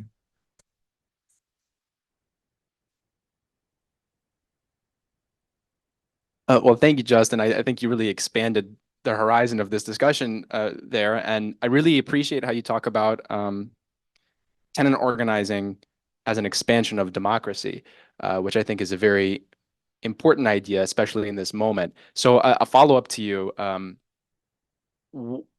You're obviously getting organized at McKinley. Say there's someone here today who's a renter and they say, okay, I have problems. My neighbor has problems. What should they do about it? What would you tell them to do? I would tell them to right now reach out to the Ann Arbor Tenant Union. You should reach out to the AATU for an organizing intake where you can, more likely than not, you'll probably be talking you'll have a one-on-one meeting with either me, Zachariah, or another local tenant activist, tenant organizer that can help you start immediately identifying issues that you're dealing with, help you come up with a plan to talk to your neighbors and bring your neighbors in and get some movement going to actually start challenging your landlord. We don't necessarily need a Wagner Act for housing, but we do need some good old-fashioned collective thinking, collective action. Thank you. And we mentioned earlier the role of the university in bringing more and more people to the city of Ann Arbor and the surrounding areas. And there's another question to you, Justin. You and I were students at the same time at U of M. There were a lot of student discussions actually about housing, about how terrible it is to rent in student housing. And I think a lot of people saw various solutions, from trying to get U of M to cap their enrollment, to trying to get them to pay into the Affordable Housing Fund for the city of Ann Arbor. I know Jennifer would be nodding her head. Or just to have U of M build enough housing for the students and workers and staff. So I think one of the biggest problems is, we have all these solutions for the university's role, but it seems like they're not budging. How can tenants, how can students, how can policymakers get the university to change its position and implement new policies? Yeah, that's been a big question for local labor for a very long time. We all organize in the shadow of the University of Michigan, this multi-billion-dollar behemoth that controls so much property, controls so much of the workforce, controls so much local political will. This is a big problem that's been on the horizon for a while, and a lot of campus unions have a long-term plan of building a campus labor alliance, a campus and community labor alliance that unites workers and tenants into a cohesive movement to, again, as I said before, fundamentally alter the share, right? The University of Michigan pays these pittances to housing funds, to various charity funds, to provide some meager social services to the local community. But we need to be pushing further. We need to be pushing the University of Michigan to pay pilot taxes, to pay pilot payments, to actually fundamentally subsidize the local utilities that they use up, right? The fact that they take land off the tax rolls, whatever, and fundamentally disempower, weaken, and tread all over local government. We need to fundamentally change that, challenge that, and I think we need to challenge them not as just this like beacon of education and reasonable academic debate, which they pretend to be. We need to challenge them as a major housing provider. We need to challenge them as an employer of tens of thousands of people, many of whom they try to underpay, they try to undervalue, they try to walk all over, and that's the only way we're going to challenge it, right? I think that's the only way that universities elsewhere, and especially in other parts of the world, have done that. Where you have a university like Michigan that has billions of dollars in endowment money, much of which is unrestricted, which countless audits have found they can spend and they should spend on supporting housing for their students, housing for their staff, their workers. It's not just UMich either. It's EMU, where a big problem at EMU's campus is for its employees is like trying to get parking paid for, where a lot of workers are essentially charged to work because they don't get parking provided, even though they need to be on campus to work, right? That's a big problem. And it's because universities like UMich and EMU, but especially UMich because of its wealth and its power, are just okay to hoard mounds of money while just putting in enough to local funds to get people off its back. But we need to fundamentally challenge that, and we need to challenge that as organized workers on campus, right? That's why undergraduate workers are organizing on campus. The RAs are organizing on campus. That's why grads organized years ago. That's why lecturers organized years ago. That's why there's even movement among faculty to organize, right? Because even faculty are feeling the pinch of a university that wants to pay their workers, all their workers, even their tenured workers, as little as possible while squeezing as much work out of them as they can, and all the while diluting, disempowering local government and trying their best to just walk all over everybody in their way. Thank you. I'll pass it back in a second. I love the University of Michigan, and I hope that we can fight to make it a better institution. Go blue, but you're right. and Carrie, yeah. I wanted to add that in my district at the old elbow field, the U is building Erased or Harbor Hall, which has something like 2,500 beds in there, but it is, for school, for undergrads, for people who will be there for the school year. 2,500 is not enough, I will say, but it is more than zero. And I do want to remind everybody that the University of Michigan, as a public institution and listed in our state constitution as one that has elected Board of Regents, is answerable to you. So you can contact your elected.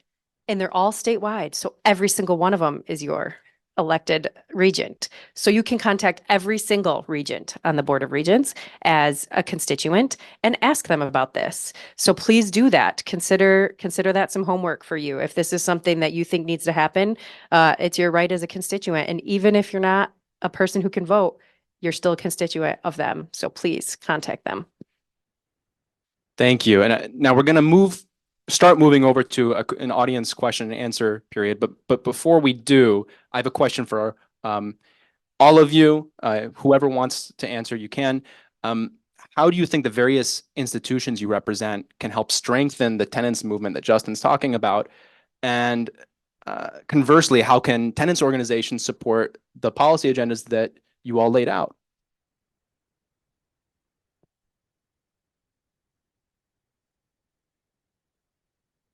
Well, I will say, I think I'm planning on attending the tenants union meeting tomorrow afternoon. But I think that the tenants union members should be encouraged to contact their electeds, and make sure that you're providing input on policy and appropriations decisions at the various levels of government. And so I'm happy to coach or talk people through how that might work if they're interested in talking to people. Like if I'm not their actual elected representative, I'm happy to get them in touch with who they might need to talk to, and how to talk to somebody in a way that they'll be able to interpret what you're saying and apply it to their role as a policy and appropriator. What do you want? Yeah. No pressure. I'll just say a good way is to come to our town hall that Zachariah mentioned. It's going to be a good time. You can learn and meet a lot of my neighbors actually who are organizing right now. They'd love to meet you. They haven't met. I think there's been a chronic lack of dialogue between us actually. I'll also say that I encourage all of you electeds and non-electeds alike, but just anyone in the party to follow the example of Representative Dylan Wegela, for example, who has done amazing work that a lot of our tenants have, that a lot of me and my neighbors, fellow tenants, really appreciate. Dylan's a principled socialist elected to the Michigan State House of Representatives. And he's stood strong for us, as has Representative Rheingans. And I encourage, again, everyone to follow, at the very least, folks like Devendorf, Rheingans, Jimmy Wilson Jr., who isn't here, in moving with us as a movement, right? To champion the things that we're championing, to push for the things that we want to talk about.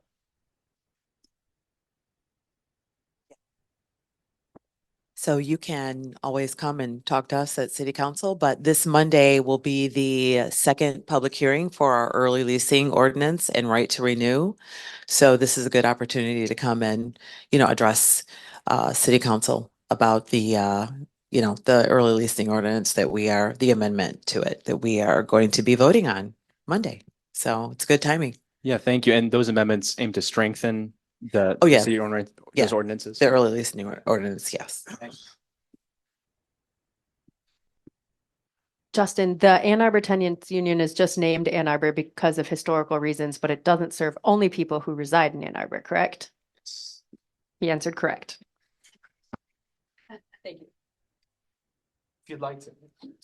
I will just add that I think it's really important to bring these voices to the county commission or to your local governments. I was a township trustee for 8 years, and I think the only discussions we ever had around housing was how many acres we were going to allow for a single home to be on. Very rarely, or if never, did we ever hear about renters and the issues of people who wanted to rent housing in our communities. So until those issues get raised in a real way with those local officials, with county officials, they're not going to pay attention to them. They're not going to hear them. So outside of Ann Arbor and outside of Ypsilanti, I would encourage people to have these discussions as well. I don't think there's going to be a lot of movement on a lot of these housing issues until people begin to raise their voices on them specifically. Thank you all for your answers there. And when we're talking about institutional support, I just do want to give a shout out to WCDP. I found an old document from the original Ann Arbor Tenants Union, I think it was from 1970, where the WCDP issued a statement of support for the citywide rent strike that was happening. And that was the same meeting where they were talking about supporting the grape boycott out in California, the agricultural workers. So you all have a long history of supporting workers and tenants. I do appreciate it. So I think now we're going to move on to the question and answer period from the audience members. I'm going to start with Brian, because you emailed us all a question, I think last night. You're very excited to answer or to pose that question. So please go ahead. And if you can wait with me just a second here, I'm going to run the mic around. I'm running for township trustee. I'm literally running. Thank you. I provided the email just so everyone had a kind of like a heads up and background and context. I'll share a little more information. I want to broaden the context. Everyone made a comment about what's driving the cost of rents. And what I thought I heard universally from everyone was the supply demand equation in the market.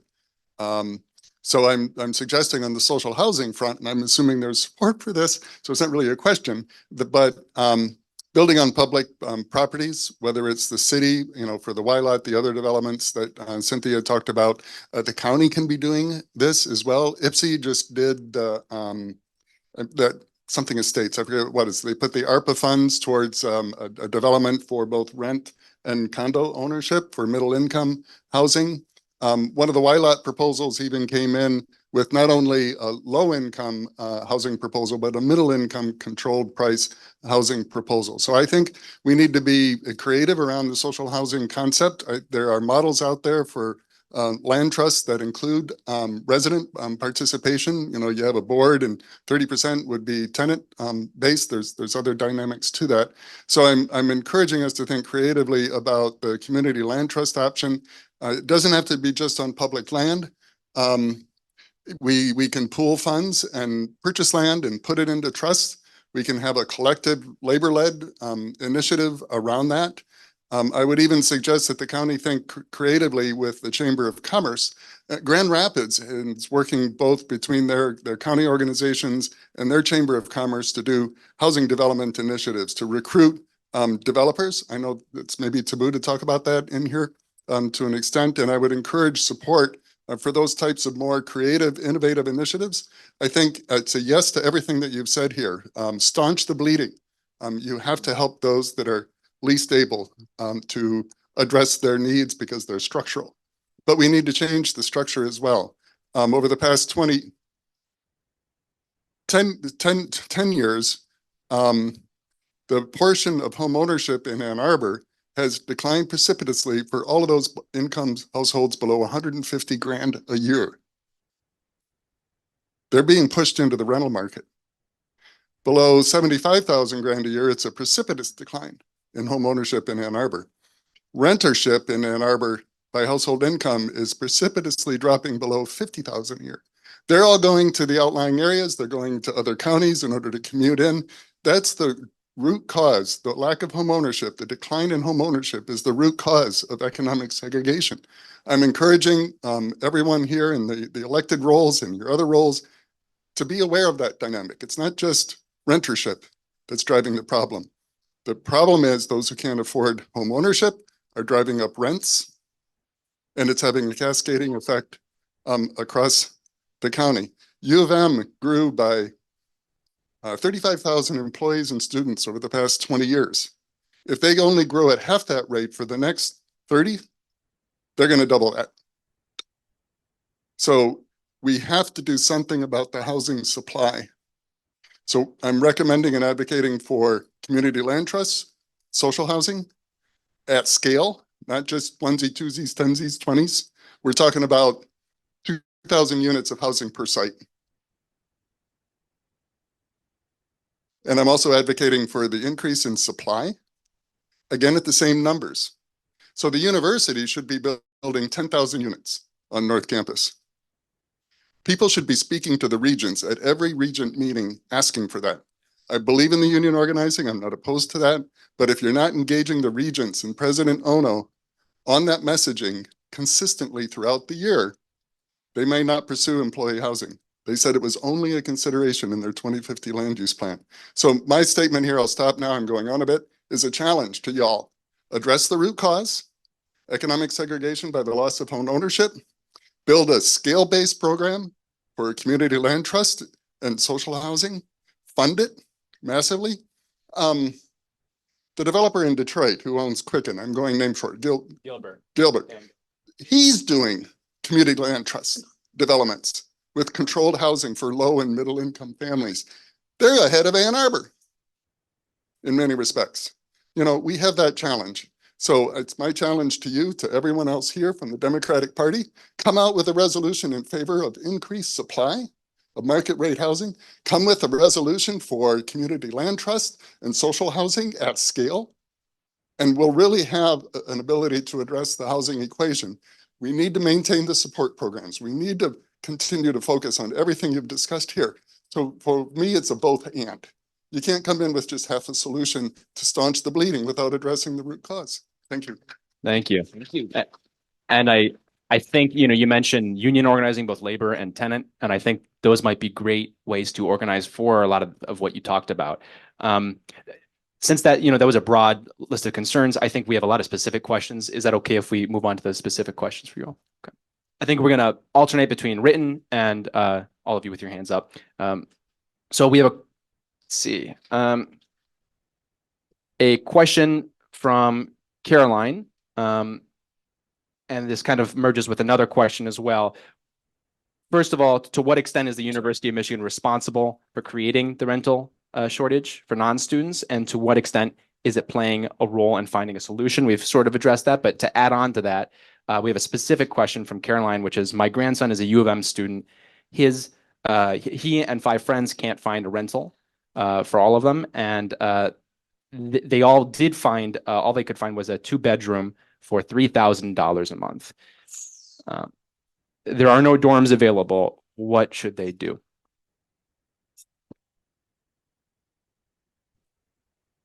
I mean, they're really, I will say, over a decade ago, before I went to grad school, I worked in the field of HIV, and I worked with some migrant workers in the southwest part of our county, and I discovered that there would be a 2-bedroom apartment that had 8 single men living in it, and they worked different shifts so they could rotate who got to sleep in the bed throughout the day.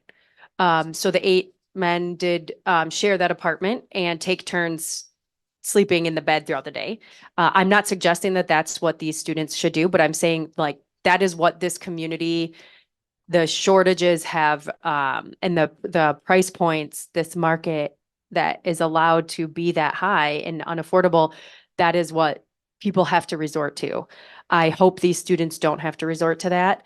But I really am at a loss for what they should do. I mean, depending on their income, they could talk to the lawyers at the University of Michigan and see if there's some sort of assistance that could be found. There's also county programs that might be able to help people find housing if there is any available, depending on their income. And there is always wait lists for voucher supported housing.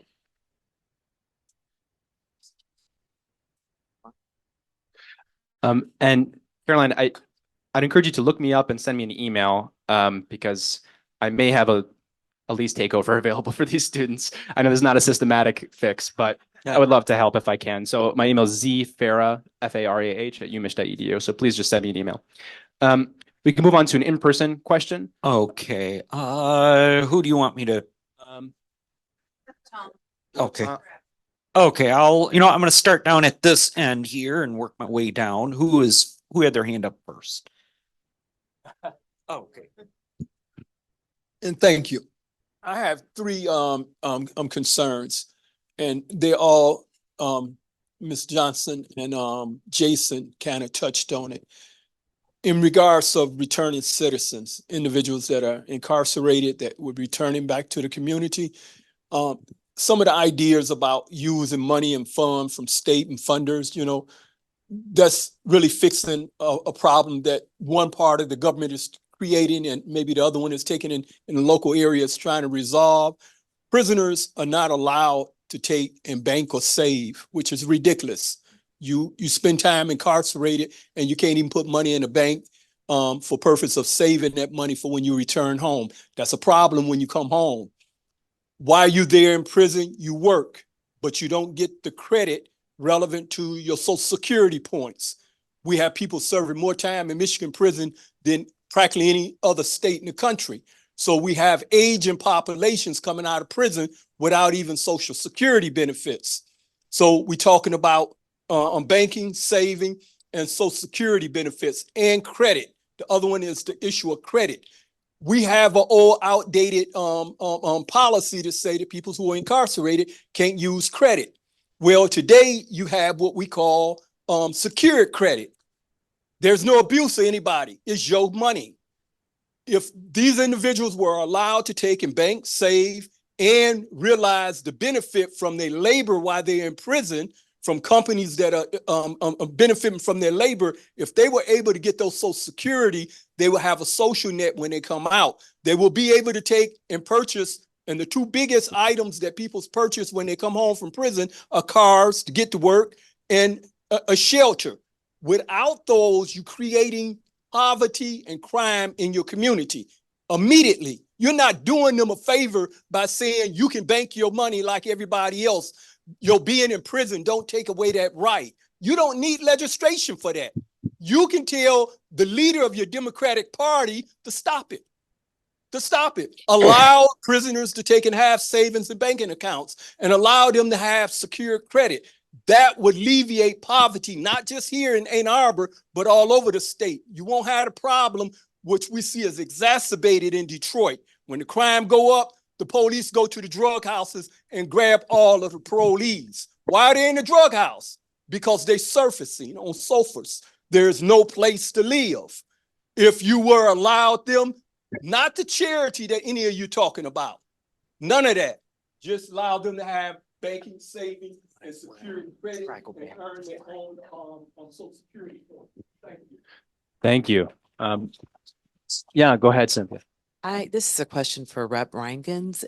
So the ABLE program, do we know if, these individuals, returning citizens, this population can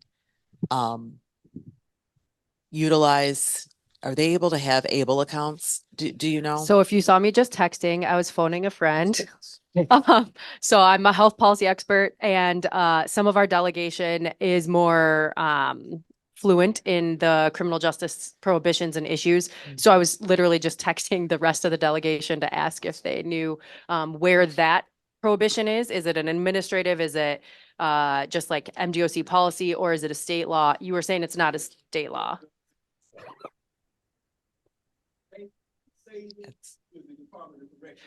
So our commenter said it was a Department of Corrections policy, and the credit is potentially state law. And then the SAFE program, I don't actually know. So I will ABLE program. Can you find out about that?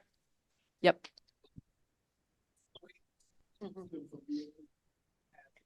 Yeah.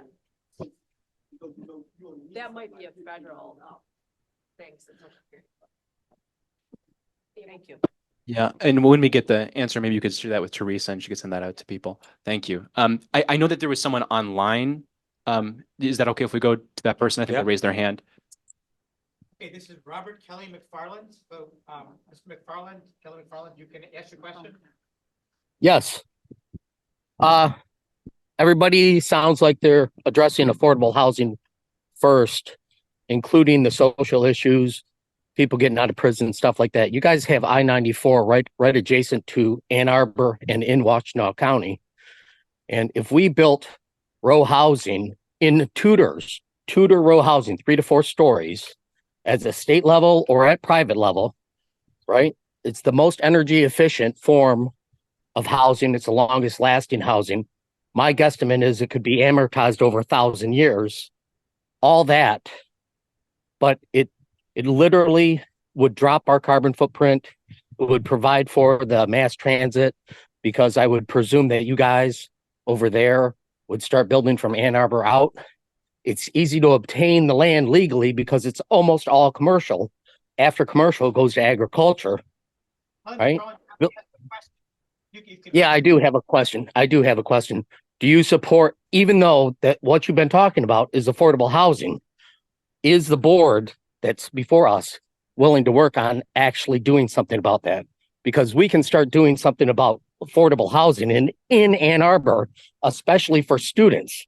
If the price point is like $2,000 a month, we can use free market, but is the board willing and able or willing to work on a solution, an immediate solution or near immediate solution that would fund a longer term solution?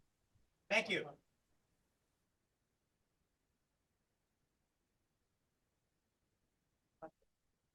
Are you willing to work on the problem? I think the answer is obvious from everything. Yes, I mean the question is a big yes. And if a particular recommendations, suggestions, I think can be directed at the individuals on the panel. You can just email them. Thank you. Oh. And Zack, if I can have you do the calling on of people, Sure. yeah, just to make sure people don't get missed. Okay. Shoot. Well, I'm responsible. We only have about 5 minutes left, so let's ask very concise questions, please, and concise answers. Let's do woman in the back, gentleman up here. My question is, what do you deem affordable housing? Because you have individuals that are in underserved communities. Or what about that single mom that only makes $50,000 a year and she has 4 children? So she's kind of like caught in between that middle gap. Also, the state of Michigan, they have a state emergency relief application that individuals are allowed to apply for. However, what I find is that a lot of individuals are not able to apply because of their income is over the limit. And then it's something, what else? It's another layer to it where you can actually go to your district office and they have a program, but these districts, they don't approve people for this typical program. So it's a systemic issue, especially in our underserved communities. The part of the reason I grabbed the mic right away is I know Rep. Wilson, I've talked to him a ton about this. In Washtenaw County, the county as a whole is listed as like the area for calculating area median income. And we know that there is a wide range of incomes in Washtenaw County and that there are even zip code or precinct or census tract level differences in income. And so I think we should be using a smaller geographic region to identify area median income for the purposes of enrolling in programs and getting financial assistance. It is more administratively burdensome, but I do think we should be doing that. And I fully support Rep. Wilson's push for that to happen as well. And so that's as succinct as I can get for the really complex question. Thank you. Okay. All right. I did say this gentleman could ask a question. I just moved here from California. I lived there 6 years. If you want to know of a housing crisis, I mean, believe me, it's unbelievable. However, here's the story. I've been at work with this for decades. What we need as a group, you guys are all younger than me. Do your job to help destigmatize the phrase public housing. Public housing is working in Maryland. It's working in Colorado. LA has a very successful public housing project. Vancouver, Vienna, Austria. You can look all these places up. Singapore. Public housing works. Yes, we've made mistakes. There are some good public schools. There are bad public schools. There's good public health systems. There are bad public health systems. The market will not respond to housing without public housing. And I trust the people of Ann Arbor can figure out an imaginative way to do mixed income public housing that'll change the standard for the rest of the country. Yeah. Good luck with that phrase. Thank you very much. Thank you. Publicly owned housing is extremely important. It's a shame that Jennifer couldn't be here today. Justin, yeah. Yes, absolutely. We need programs that are, look, we talk a lot about charities, talk a lot about programs to help the most marginalized among us, but programs that actually move the needle structurally and systemically are universal, right? Universal, that's how we eliminate administrative burdens. And that's how we also eliminate burdens to access and even know about these programs, right? That's a huge issue that I think we don't really talk about. People in these rooms, people who know about these programs, who help work on these programs are a very tight-knit group, right? Most people in the community have no idea what you all are working on. And no offense to many of you, to most of you, I hope, you all don't do much to reach out to them, or at least not to move in movement spaces, right? That's why young organizers like me, again, no offense, are not here, myself excluded. We need programs that are universal, that bind us together, right? The reason that public schools work is because everybody goes to public schools, hopefully, ideally. People go to public schools together, mixed income. You have people who make more, who make less, who make in the middle, and it binds us together as a combined social good that we all have a stake in. And we need mixed income social housing to do the same thing. Because how can we look out for each other? How can we create housing for the greater good when we're all separated, when we're all atomized apart from each other, all looking out for our own self-interest, all just trying to vainly, short-sightedly pump up our own housing prices because that's our only wealth-making, wealth-creating vehicle, right? It's because we're trapped in this society that tries to milk us of every last dollar we have, while also, well, again, giving us as little in return as possible. Thank you. Do we have time for one last question? Yeah, Okay. we probably trying to get as much of the room as possible. Absolutely. I think I know, Theresa, you're gesturing at the younger. I'd like our young Dem leader to. I think that's important. Yeah. I'm sorry, Lauren. I'm sorry, Lauren. All right. I'm sorry to everyone who I'm taking this opportunity from. So there was, social housing has been mentioned a couple of times here, and I was wondering, and I've been wondering for a long time, is there a legal framework for any kind of social housing? Does that question make sense? Can you file a housing development as a socially owned housing unit? I know there's been experiments with stuff like co-housing and stuff like that in our area. Is there a legal status for that is specifically, this is socially owned housing? The answer is no. I'm almost certain. It's, social housing is an idea that's become increasingly popular. There's a number of states where the legislatures are proposing new funds that will fund what they call social housing. Generally, it's publicly owned. Sometimes it's owned by a nonprofit that has some kind of responsibility relationship to publicly owned to levels of government.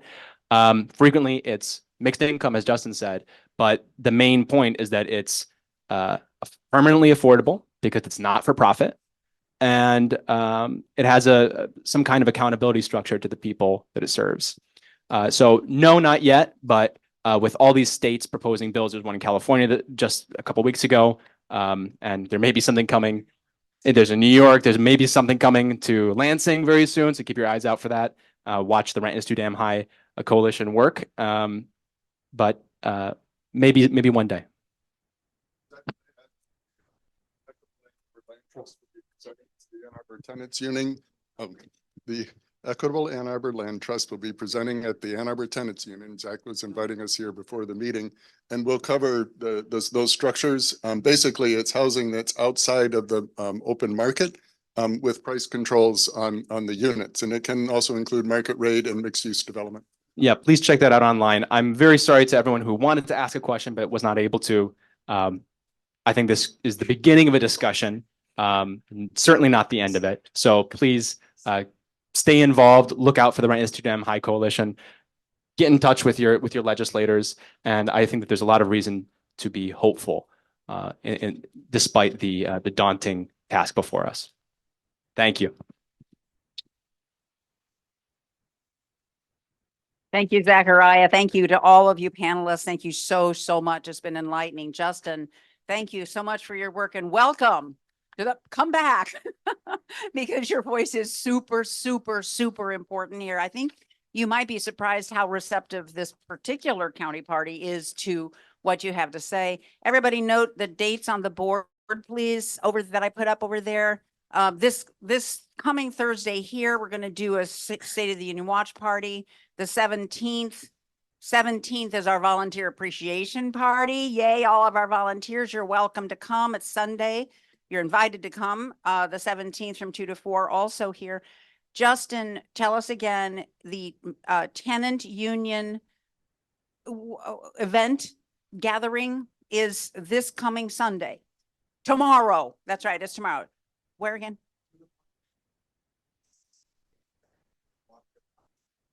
Two to 4 p.m. 1522 Hill Street. So be there. Be there. Now we know about it. Kathy, come. Do you have an announcement? Yes. Yes, I want to have, please come up real quick. Kathy, come up real quick. Lauren, this is about 30 seconds we're talking. Okay. Okay, good. 30 seconds. seconds because we have to be out of this room on time today. And this is happy birthday to Kathy Wyatt, by the way.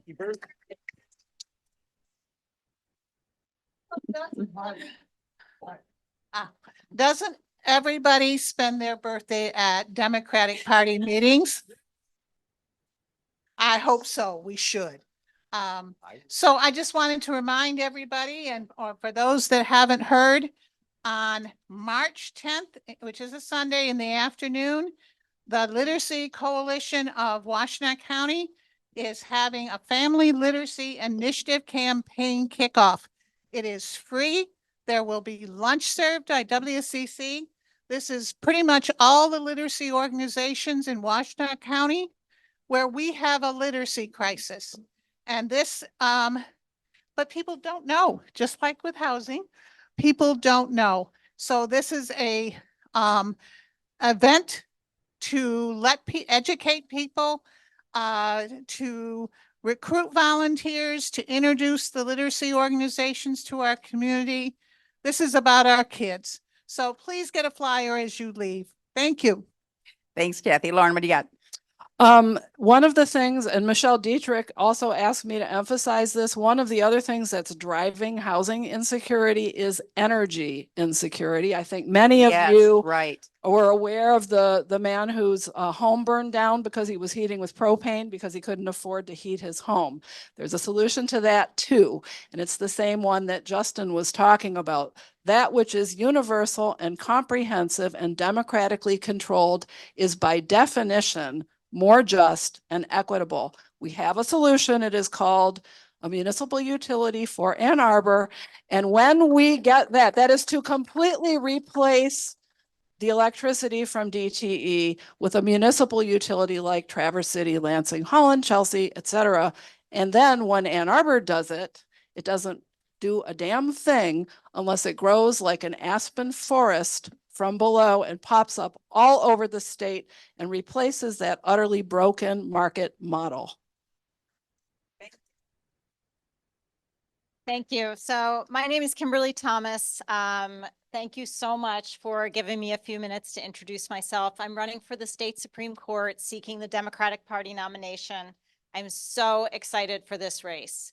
95% of the cases in courts are in state court. Your state Supreme Court is the last stop on these issues. Healthcare, the environment, workers' rights, electoral integrity. Your state Supreme Court is where these issues are being decided. I wanted to take the few minutes I have to introduce myself as a lawyer. So I have been a lawyer for approximately 25 years. I'm a law professor at the University of Michigan Law School. I work with students to teach them the practice of law. For 20 years, I've been working to serve people in the community who otherwise wouldn't have access to counsel. And so I work with law students on representing people who have trouble accessing the court systems. I started our juvenile justice clinic because I wanted to work with my students with people at risk in our community to keep them connected with their communities, keep them connected with their educational systems, keep them connected to healthcare so that they could grow up and thrive. And so I've been doing that since 2009 here in Washtenaw County and some of the surrounding areas. My personal background, my mom and dad met in high school, and my dad enlisted in the U.S. Air Force. He was a Vietnam era veteran. My family settled in Maryland, where I grew up, and then went to the University of Maryland for college. I was the first person in my family to go straight from high school to college. I'm extremely proud of that. After college, I got an internship and then a job at the Detroit newspapers as a Metro desk reporter. And in 1995, I went out with, I was a member of the Communication Workers of America with 5 other unions on strike against the newspapers. And that experience is what led me to apply to law school. And so I was out on strike from my newspaper and went to law school and have been a lawyer since then. So that's my personal background. I'm a Washtenaw County resident. I'm a volunteer science Olympiad coach at Slauson Middle School. I'm a track and field mom to a Pioneer High School student. This race is so important. So 2 really important things about this race that you have to remember. One, it is on the nonpartisan ballot. So if you vote a straight party ticket, you will not vote for me. You will lose the ability to vote for who is on your state Supreme Court. So make sure that you complete your ballot on election day. Number two, these races change from time to time. This year, there are two separate races. There's my race, Kimberly Thomas, and you want to make sure you're voting for me. There's a separate race with Justice Kyra Bolden, who is also rerunning for her seat. So Kimberly, Kyra, okay, remember that. So thank you so much. It's really exciting to start this campaign. I am so looking forward to being your next state Supreme Court Justice. Thank you. Thank you. We'll have way more information in the next coming months about all of our candidates. And next month, plan to meet many candidates, primary candidates for office. And go to our website and read Statement on Preventing Further Humanitarian Catastrophe in Gaza by Placing Conditions on U.S. Military Aid to the Netanyahu government. It's important. All right. Thank you all. Thank you for a great meeting.